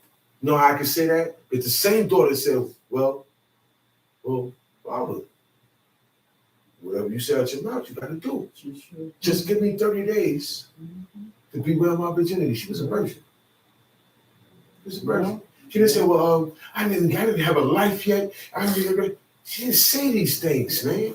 They didn't value all that. Yeah. They value keeping God's word and being straight with God, even if they got to die. That's right. That's how it was with these people. That's right. We ain't nowhere near them. So I say it again, stop criticizing them. because this is where the crazy questions be coming from. Certain questions, Israelites supposed to be asking. Time sheet. And God said unto Abraham, thou shalt keep my covenant, therefore, thou and thy seed after thee in their generations. This is my covenant which you shall keep between me and you, and my seed after thee. Every man child among you shall be circumcised. Okay, he said, this is the covenant. This is my pact. My agreement. My agreement. And this is the way you going initiation for you. It's going to be a deal. And this, all right, this is going to be a sign that you are different spiritually and physically to everybody on the planet. Because as of this moment, nobody's circumcised. You know what circumcision is. When a man child is born, he's born with an extra layer of skin around his penis. Okay? That's right. So at this time, nobody had the circumcision. God came up with that. God invented that. No man came up with it in circumcision. No man decided to do that. Okay? Right. Until this point in time of time in man history. This circumcision you ain't gonna find in no other book. These laws you're not gonna find in no other book. The creation of the heavens and the earth and everything that God created and made life, you're not gonna find in any other book. That's right. That's right. Okay? Non-believers question it. Israelites too. Okay? Well, dude say, well, it was people who was serving, this is heathens, this is people who don't know. They know a little history, so they think they know everything. He said, well, it was people before Abraham that served God. I say, yeah, and Abraham came out their genealogy. If you read about it, you would know. You ain't telling me nothing I don't know. Okay? But it became, by the time we got to Abraham, okay, God made a promise to him that he didn't make to everybody else. He said, I'm going to make a whole nation of people out of you. I want more of you guys. I don't want just one every generation. I'm going to make a whole bunch of you guys. And this is what's going to work. If y'all keep doing what y'all doing, in generations, hundreds and thousands years later, now, you will still be sitting on the throne. You will still be able to do sacrifices. You will have your high priests, okay? And everybody on the planet is going to come to you to learn how to serve God. But it's not going to happen no more because they dropped the ball. So stop expecting for everybody to understand this. My job is not to go out there and tell nobody nothing. I'm not wasting my life and time for that. This is not the generation for that. People out there know. There's people that don't know God, don't know a true and living God, and they say Christmas is pagan. But you still mess with it. I said, so why you mess with it? Same thing Chama was saying earlier. Oh, for the kids. They all put it on the kids. But it ain't the kids. It's in you. That's right. What's in you and what you enjoy and what you want to keep going, you're going to teach to your kids. It's going to come out because your kids ain't never said, hey, man, where's my birthday at 1 year old? He don't know she don't know what a birthday is until they get older. And they'll start seeing this is the custom. This is the way. This is what happens every year. And I get to do what I want, have what I want. This is what the separation that God is talking about. That's holy. Being holy don't mean you have superpowers. Electricity ain't coming out your hands. You're not going to do nothing special. You just don't live like everybody else. That's what makes you holy, plain and simple. Now, when you don't live like everybody else, it's because you're following these commandments. Once you do that, at a certain point, God will draw you near to him. And things will happen in your life. Certain people that's in your life ain't going to be in your life no more. That's just how it goes when you serve this God. Abraham left his family. God commanded him. He said, get away from your family. You ain't got to listen to them. Your father dead. You ain't got to listen to nobody. Get out of there and come to where I show you. And everywhere where you walk, your seed gonna own it and run it. All you gotta do is do what I say.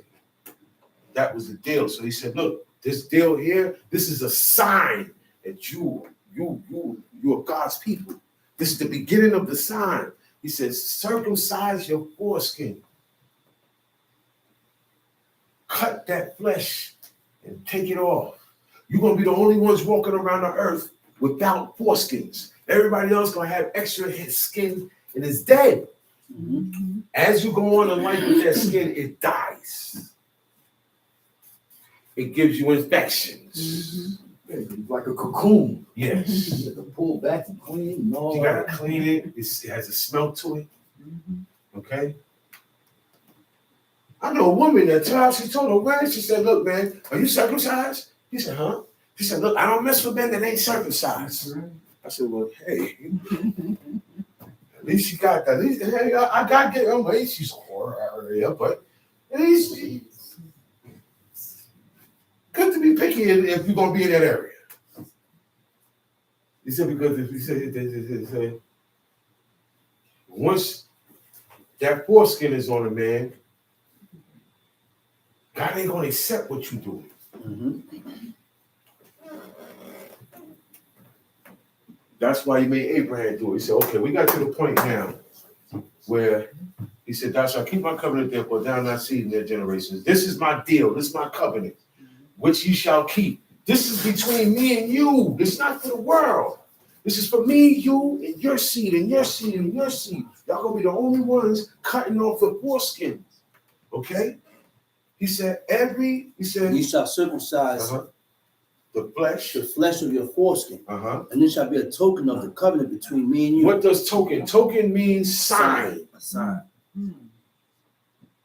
Token means, hey man, why you cut the baby's foreskin off? This is a sign that we made an agreement with God to do his will and his commandments. Mm-hmm. And he gonna be our God.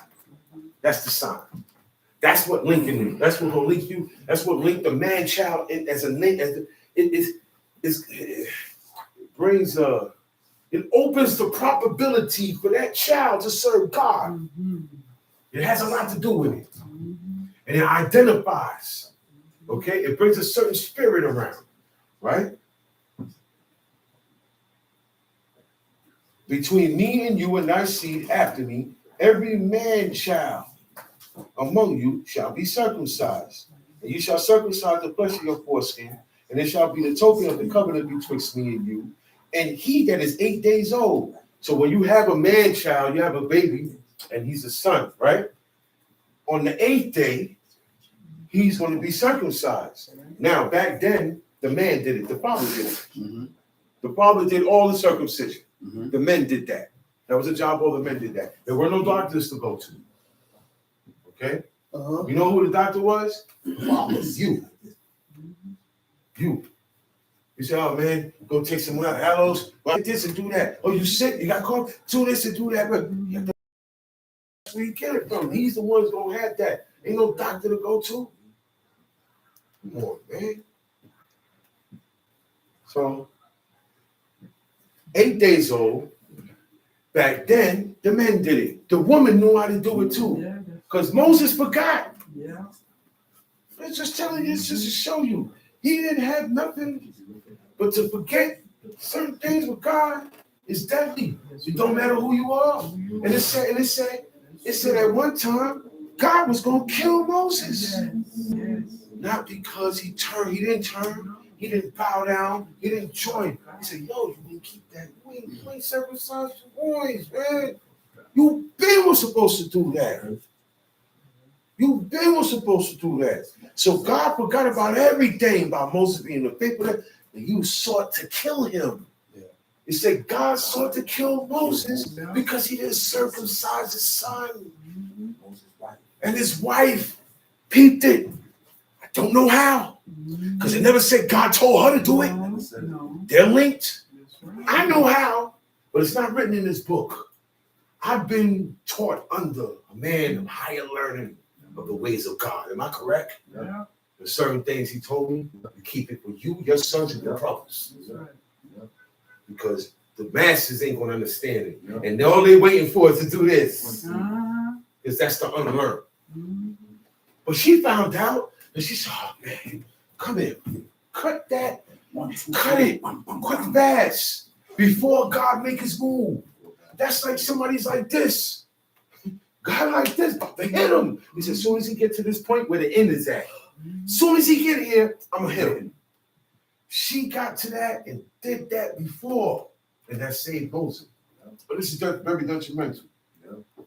If you're a man and you need to be circumcised, make an appointment with the doctor, you don't have to worry about the 8th day.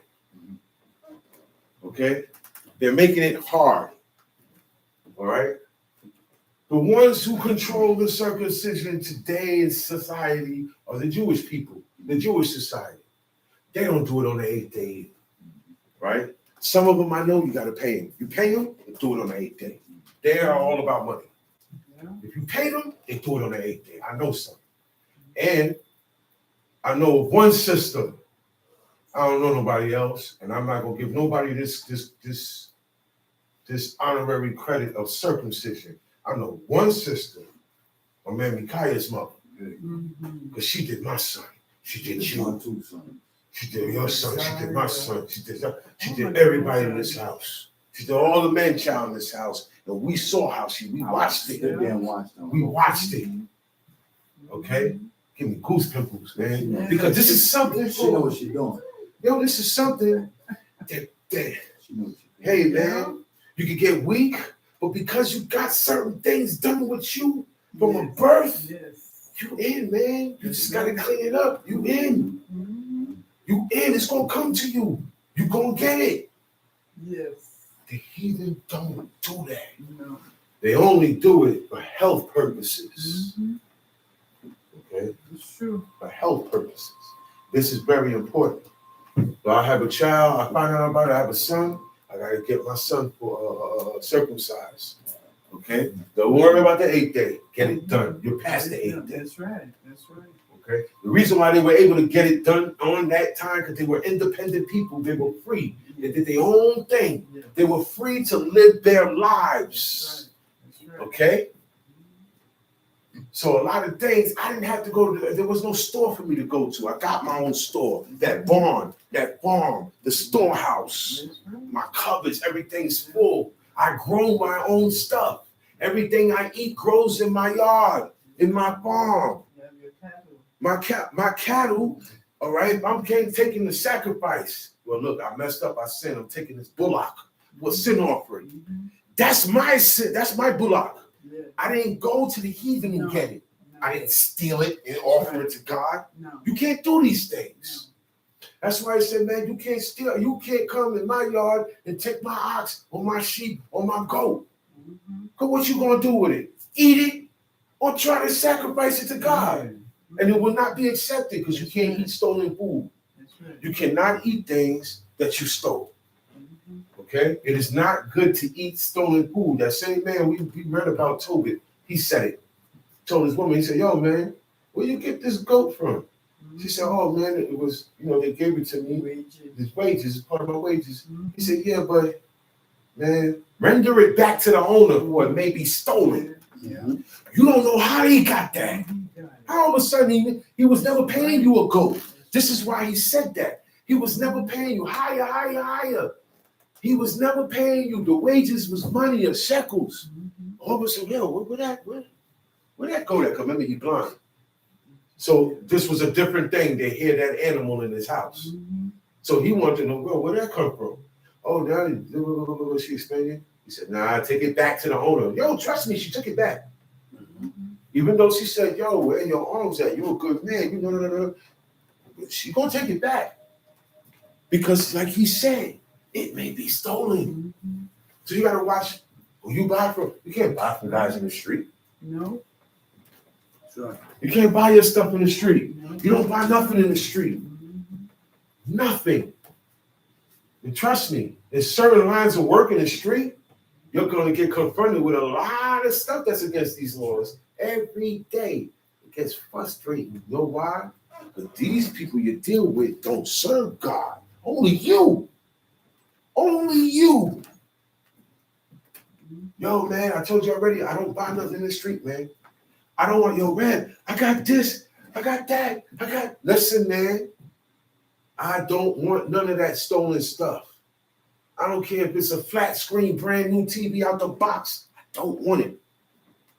I don't want it. You didn't get that from the manufacturer. The distributor did not bring the truck to your house for you to sell it to people. You stole it. You cannot take anything stolen. You cannot bring stolen things in your house. You can't have nothing to do with anything stolen. If it doesn't belong to you in that refrigerator, don't eat it. That's the practice we have to get into. How would you like, you got half a sandwich left. I ain't even got no money. But I know I got half that sandwich in that refrigerator. You go there, it's 2 a.m. You say, okay, good. I ain't got to worry about eating. You get on there, it's gone. You don't like that, do you? It's not a happy feeling. You're going to be tight. So everybody needs to think on the same plane. If it doesn't belong to you, leave it alone. All you got to do is ask for it. Most of the time, the person that says, no, you can have it. I don't want it no more. Oh, so man, go ahead, take some. Go ahead. Don't kill it. That's another thing. I got a gallon of water here. I say, yeah, man, I'm gonna share my water with you. Don't kill it. Don't kill it. If you're gonna kill it, replace it. That's conscientious also. See, because these are things that you don't like being done to you. That's why the words of the saints, the words of godly men. One man said, he said, look, where there be many hands, shut it up. You know what that means? This book stays out here for a week. But it's my book. But it's open access to everybody. And everybody don't handle this book the way I handle my book. When I come now to go into my book, it's just a rip in there I didn't do. Okay, to prevent that, I shut it up. This book don't stay out no more. Don't tell me I'm selfish. Don't tell me that. Because you have no consideration with things that don't belong to you. That shows how much you care. That's plain and simple. That shows you're conscientious. You have to take care of things that don't belong to you as if it was yours. And if you just rag your own stuff, then the person ain't gonna let you use it. There's laws in here for borrowing. You know that, right? Yeah. I borrowed something of yours, man. And if something happened to it, it'll get stolen, I gotta replace it. All these godly laws. Never heard stuff like this, huh? It's right, though. You know why it's right? Because you would like to be compensated for the stuff that got stolen from you, wouldn't you? Everybody would. That's why these laws is correct, because they deal with in here. That's how you know it's wrong. So, ye shall circumcise the flesh of your foreskin, and it shall be a token of the covenant betwixt me and you. And he that is 8 days old shall be circumcised among you, every man child in your generations. He that is born in the house or bought with money. Bought with money means you bought a servant. Back then you buy servants. You buy your butler, you buy your maid, you buy, and they're yours. Okay? And he that is born in thy house, anyone that's born in your house, he that is bought with thy money must needs be circumcised, mandatory. He said, and my covenant shall be in your flesh for an everlasting covenant. He said, and the uncircumcised man-child, whose flesh of his foreskin is not circumcised, that soul shall be cut off from his people. He hath broken my covenant. His soul is not going to get to the height it's supposed to get with God. And when he dies, he's not going to be joined to his people. He's not going to go where the righteous people go when they die. Okay? And God said unto Abraham, as for Sarai, thy wife, verse 15. And God said unto Abraham, as for Sarai thy wife, thou shalt not call her name Sarai, but Sarah shall her name be. And I will bless her and give thee a son also of her. So this is a promotion. He said, look, man, your name is not Abram no more. It's Ibrahim, father of many nations, not just a father of many nations. A lot of nations that still running around on this earth. A lot of nations. A lot of Arab nations. All those kingdoms in Saudi Arabia, they come from Abraham, from Ishmael. He had Isaac. He had Ishmael. And then after that, Sarah died. Hagar's in Egypt. Sarah died. He remarried Keturah. They had a lot more. All the sons that he had, later on, they call them the children of the East. Mm-hmm. Okay? They spread all over what is called Israel today. All up in Lebanon, all up in Syria, Padan Aram, all down into Jerusalem, all into the Sinai Peninsula. All them Arab dudes you see out there, they come from out of Abraham. But the blessing and the holy blessing came through Isaac, Abraham, Isaac, and into Jacob. Mm-hmm.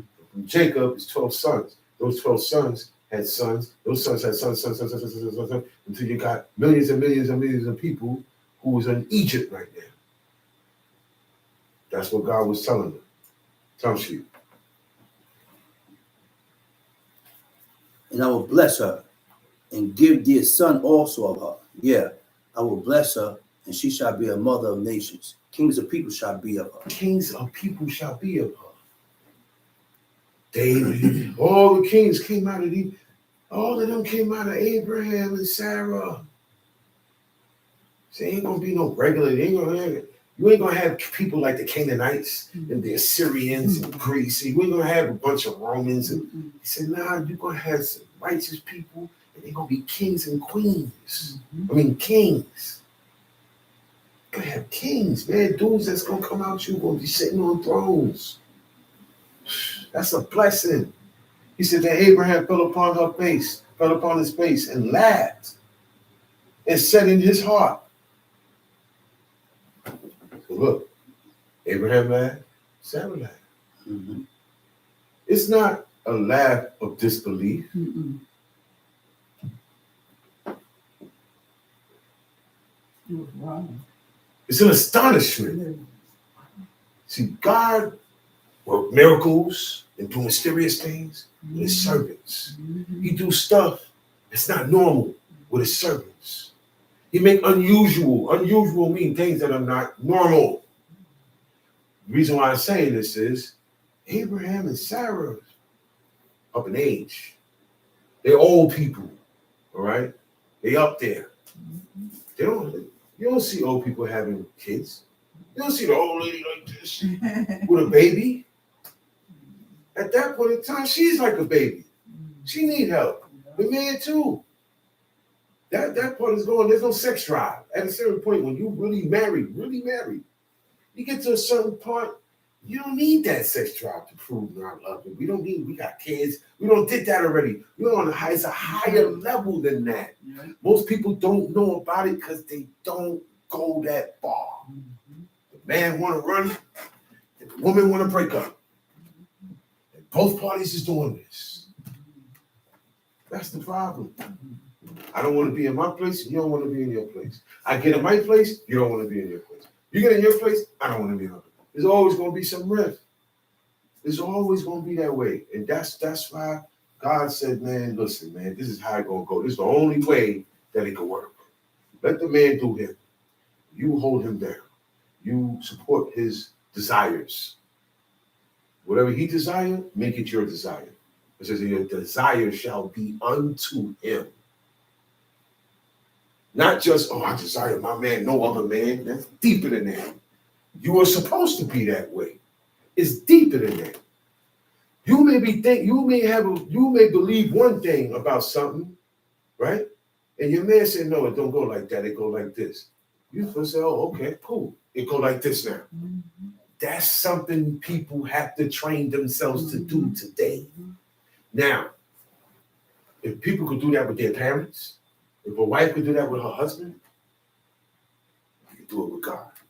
That's the practice. This is why God said these things, honor this, because when it comes to me now, when I say certain things, or I have it, it's not going to be a burden to you. It's not going to be a resistance to you. It's going to come to you. You're going to accept it. It's easier for you to accept it. It'll be easier for you to fight the evilness. Because what? You got practice. You got practice of keeping your humility. You got practice of exercising humility. You know what humility is? You're humble towards who God says. Okay? You may feel different. But guess what? You know what? Rub that different on. You're God. You can control your feelings. Don't you know that? You can control everything about you. God gave you that power. He gave it to you. All man has it. Strong, weak. All you gotta do is tap in. You tap in with this. You use this to tap in. You use this. Can't say it no more than what the man said 1,000 times, man. You gotta read. You gotta read. Everybody got phones. You should at least have the Bible app in your phone. You should at least, because everybody uses phones. Nobody uses books no more. So they got apps for it. So everywhere you go, you can read. Or it reads aloud. It's audio. So you could be on the train in Bluetooth and be listening to this. Because we can't just be like this today. We gotta be like this tomorrow, day after, during the week. Okay? The strength that you get today has to last during the week to the next week. What does that and keeps you on track is reading this every day. Time sheet. Then Abraham fell upon his face and laughed and said in his heart, shall a child be born unto him that is 100 years old? He said, man, I'm 100 years old. I'm 100 years old. Who you know had a child at 100 years old?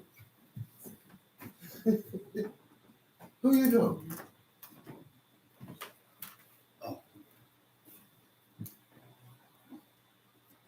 And shall Sarah, that is 90 years old, bear? Verse 18. And Abraham said unto God. You hear what he said? And Sarah is 90 years old. How's she going to carry a baby? Chapter 17, verse 18. Normally, what would happen? She would lose that baby, or kill her, or they both die. She ain't going to go. Her body is beyond the strength to carry forth. Meaning the woman has to have physical strength to carry that child. That's something most men ain't going to be able to do. That's why God ain't equipped man for that. We'll go out of our minds. That's why all the females have the children. And you see what happens to them when they get pregnant. They're emotional, they can't control. They ain't even in control of their bodies sometimes. Because they got a body in them. Getting bigger and bigger and draining them. Draining them. So he said, man, my wife 90 years old, she gonna have a son. Wow. That's the laugh.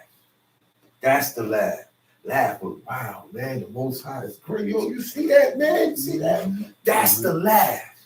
Tom Sheep. And Abraham said unto God, oh, that Ishmael might live before thee. And God said, now Abraham had a son named Ishmael already. All right? So all of Abraham is saying, he said, oh, that Ishmael might live before thee, meaning, all right, I'm going to have a son, he's going to be better. What about Ishmael too? My son that I have with Hagar. I want him to be covered too, that he might live before you. Y'all don't even know how deep that is. He ain't talking about now. That when he died, he is able to live before God, meaning bring back. A lot of that talk is in here. We be thinking it's about now. Now they already done it now. These people are preparing themselves to die. Their only goal is to live this. Because their thing is life is short. And it's true. It's true. You get a certain age, you're going to look back. You got a lot to look back on. And you see how short your life was.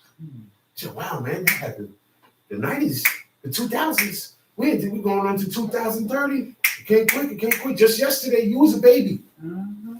Just yesterday, you was a little dude like this. Yeah. Who's holding you, man? Yeah. Just yesterday, I was a little dude. That's right. Okay? They wasn't even thought about. Their parents wasn't even around yet. But it happens like that before you know it. Days go by, that's sun up, sundown, sun up, sundown. It adds up. It adds up. And you wasting your time not getting right before God. Time sheet. God said, Sarah, thy wife, shall bear thee a son indeed, Mm-hmm. and thou shalt call his name Isaac. God named him. God named Abraham. He named Isaac. See that? He named Solomon. He said, yeah, you call him Solomon, I call him Yedidiah. He said, call his name Isaac, man. Isaac means what? Laughter. Yitzchak. To laugh. Humor. To humor someone. Okay?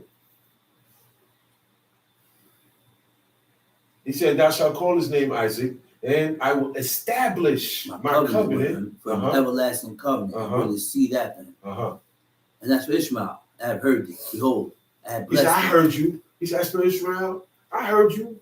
I know, I got you. I got him too. I got something for him. Some shit. Behold, I have blessed him, and will make him fruitful, and will multiply him exceedingly. I made him fruitful. 12 princes shall he He beget, gonna have 12 princes and I will too. make him a great nation. He gonna have 12 tribes too. The 12 princes is 12 tribes for him too. The Esau got 12 tribes.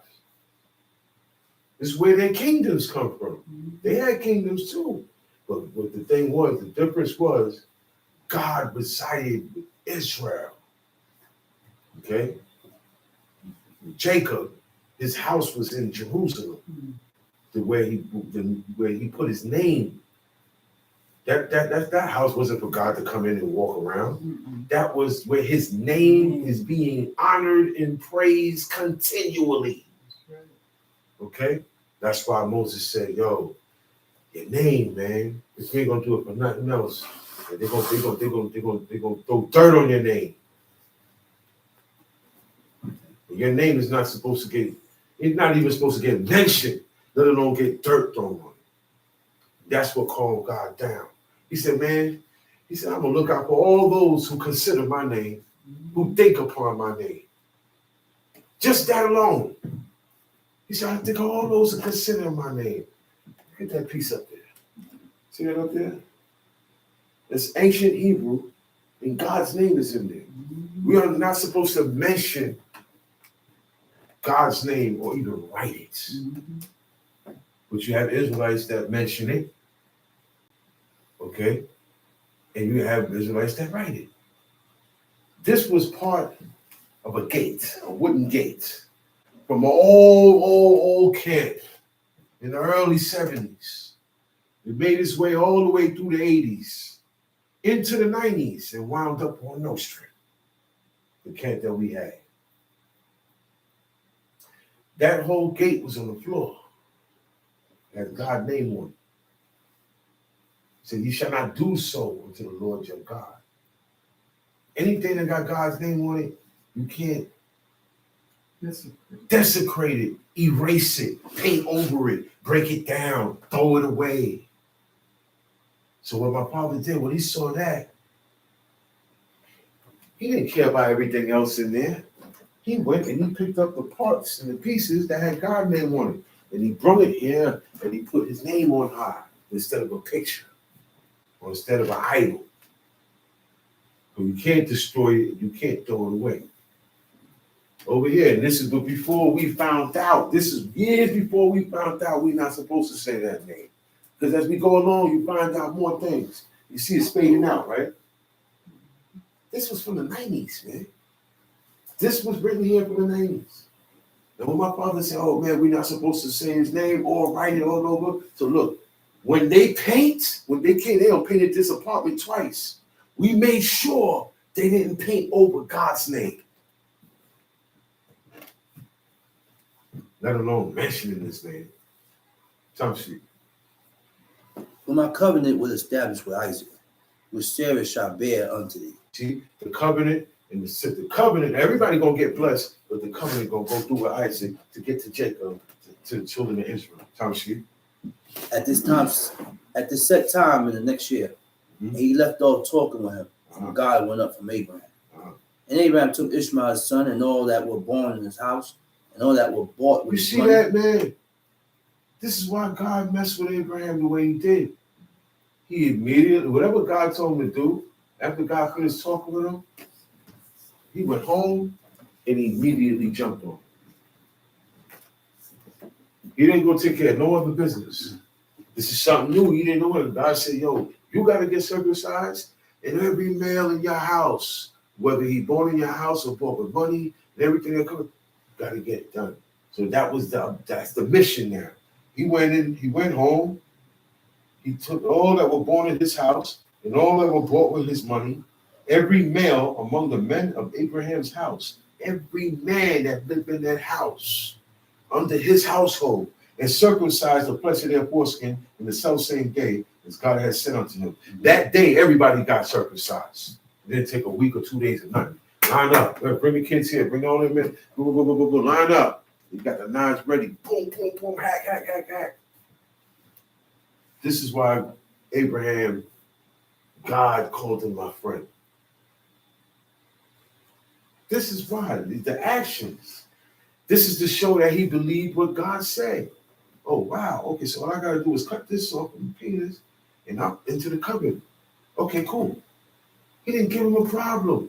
Would you ever have a girl that give you a problem, that question you everything you say, or go against everything? She go against every team you root for. What would you like, the girl who got the same color you got? She like the same color you got. She like the same food you got. She like everything you like. Which one would you be with? You can answer. Which one would you be with? The one that listen. I didn't even use the word listen. Well, I said, well, she like what you like.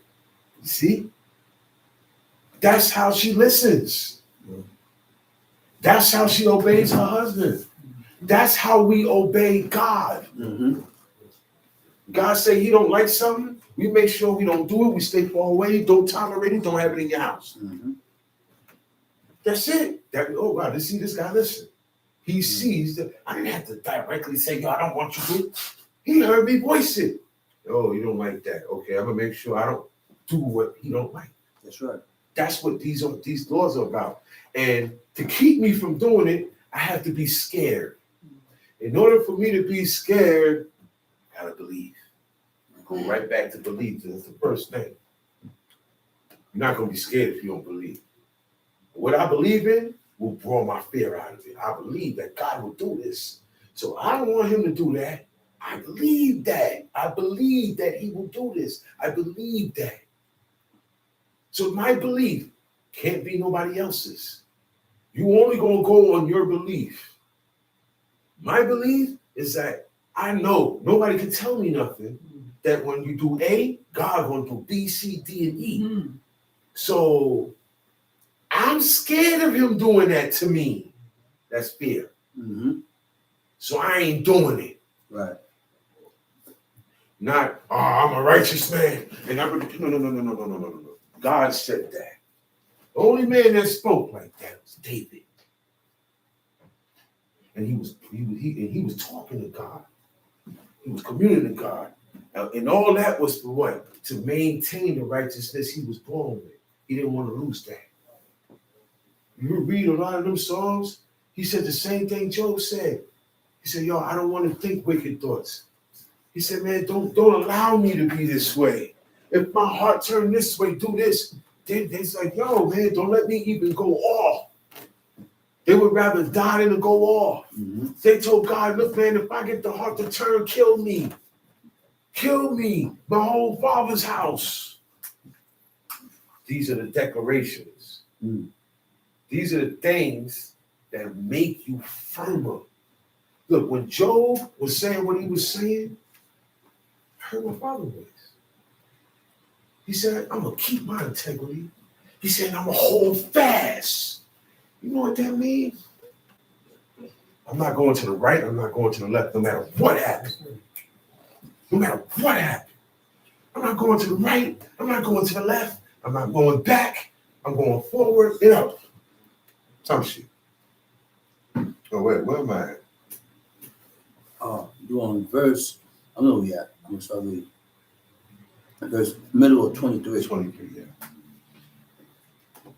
And all that was in the house, and all that were bought with the money, every male among the men of Abraham's house, and circumcised the flesh of their foreskin in the self same day as God had said unto him.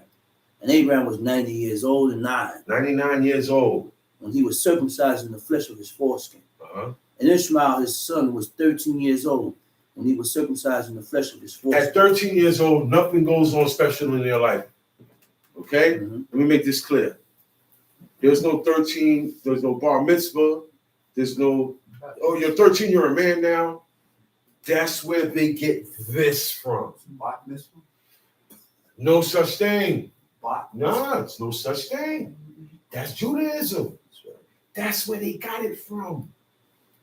That at 13, in Africa, in 13, they do some stuff. They mutilate the private parts. And they circumcised the woman And they too. know they get circumcised her, and she don't have no feeling down there. They cut it They out, don't have no feeling. and they stick a spear through the man's thing. He walking around with a, with a shish kebab. It look like shish kebab, man. They all do this at 13. In Catholicism, people who are Catholic, what's they call it? First communion. You get that at 13. I know this because my Abba told me this. Because he grew up.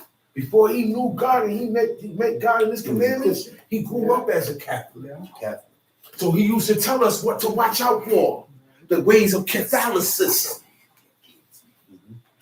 Yeah, man. To do with Molech. Yes. When they sacrifice the Sacrificing, that's right. You gotta do a momo. kid. Yeah, it's the same thing, It's the man. same thing.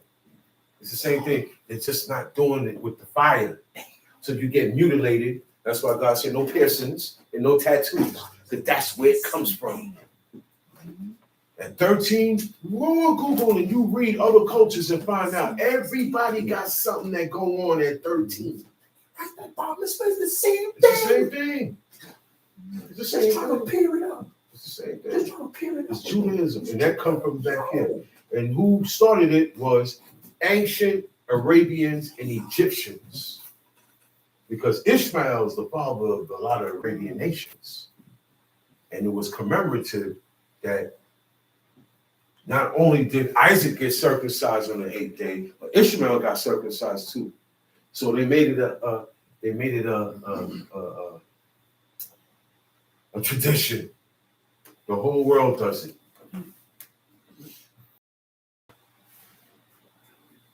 He said, the self-same day was Abraham circumcised and Ishmael his son, and the men of all his house born in the house and bought with the money of the stranger was circumcised with him.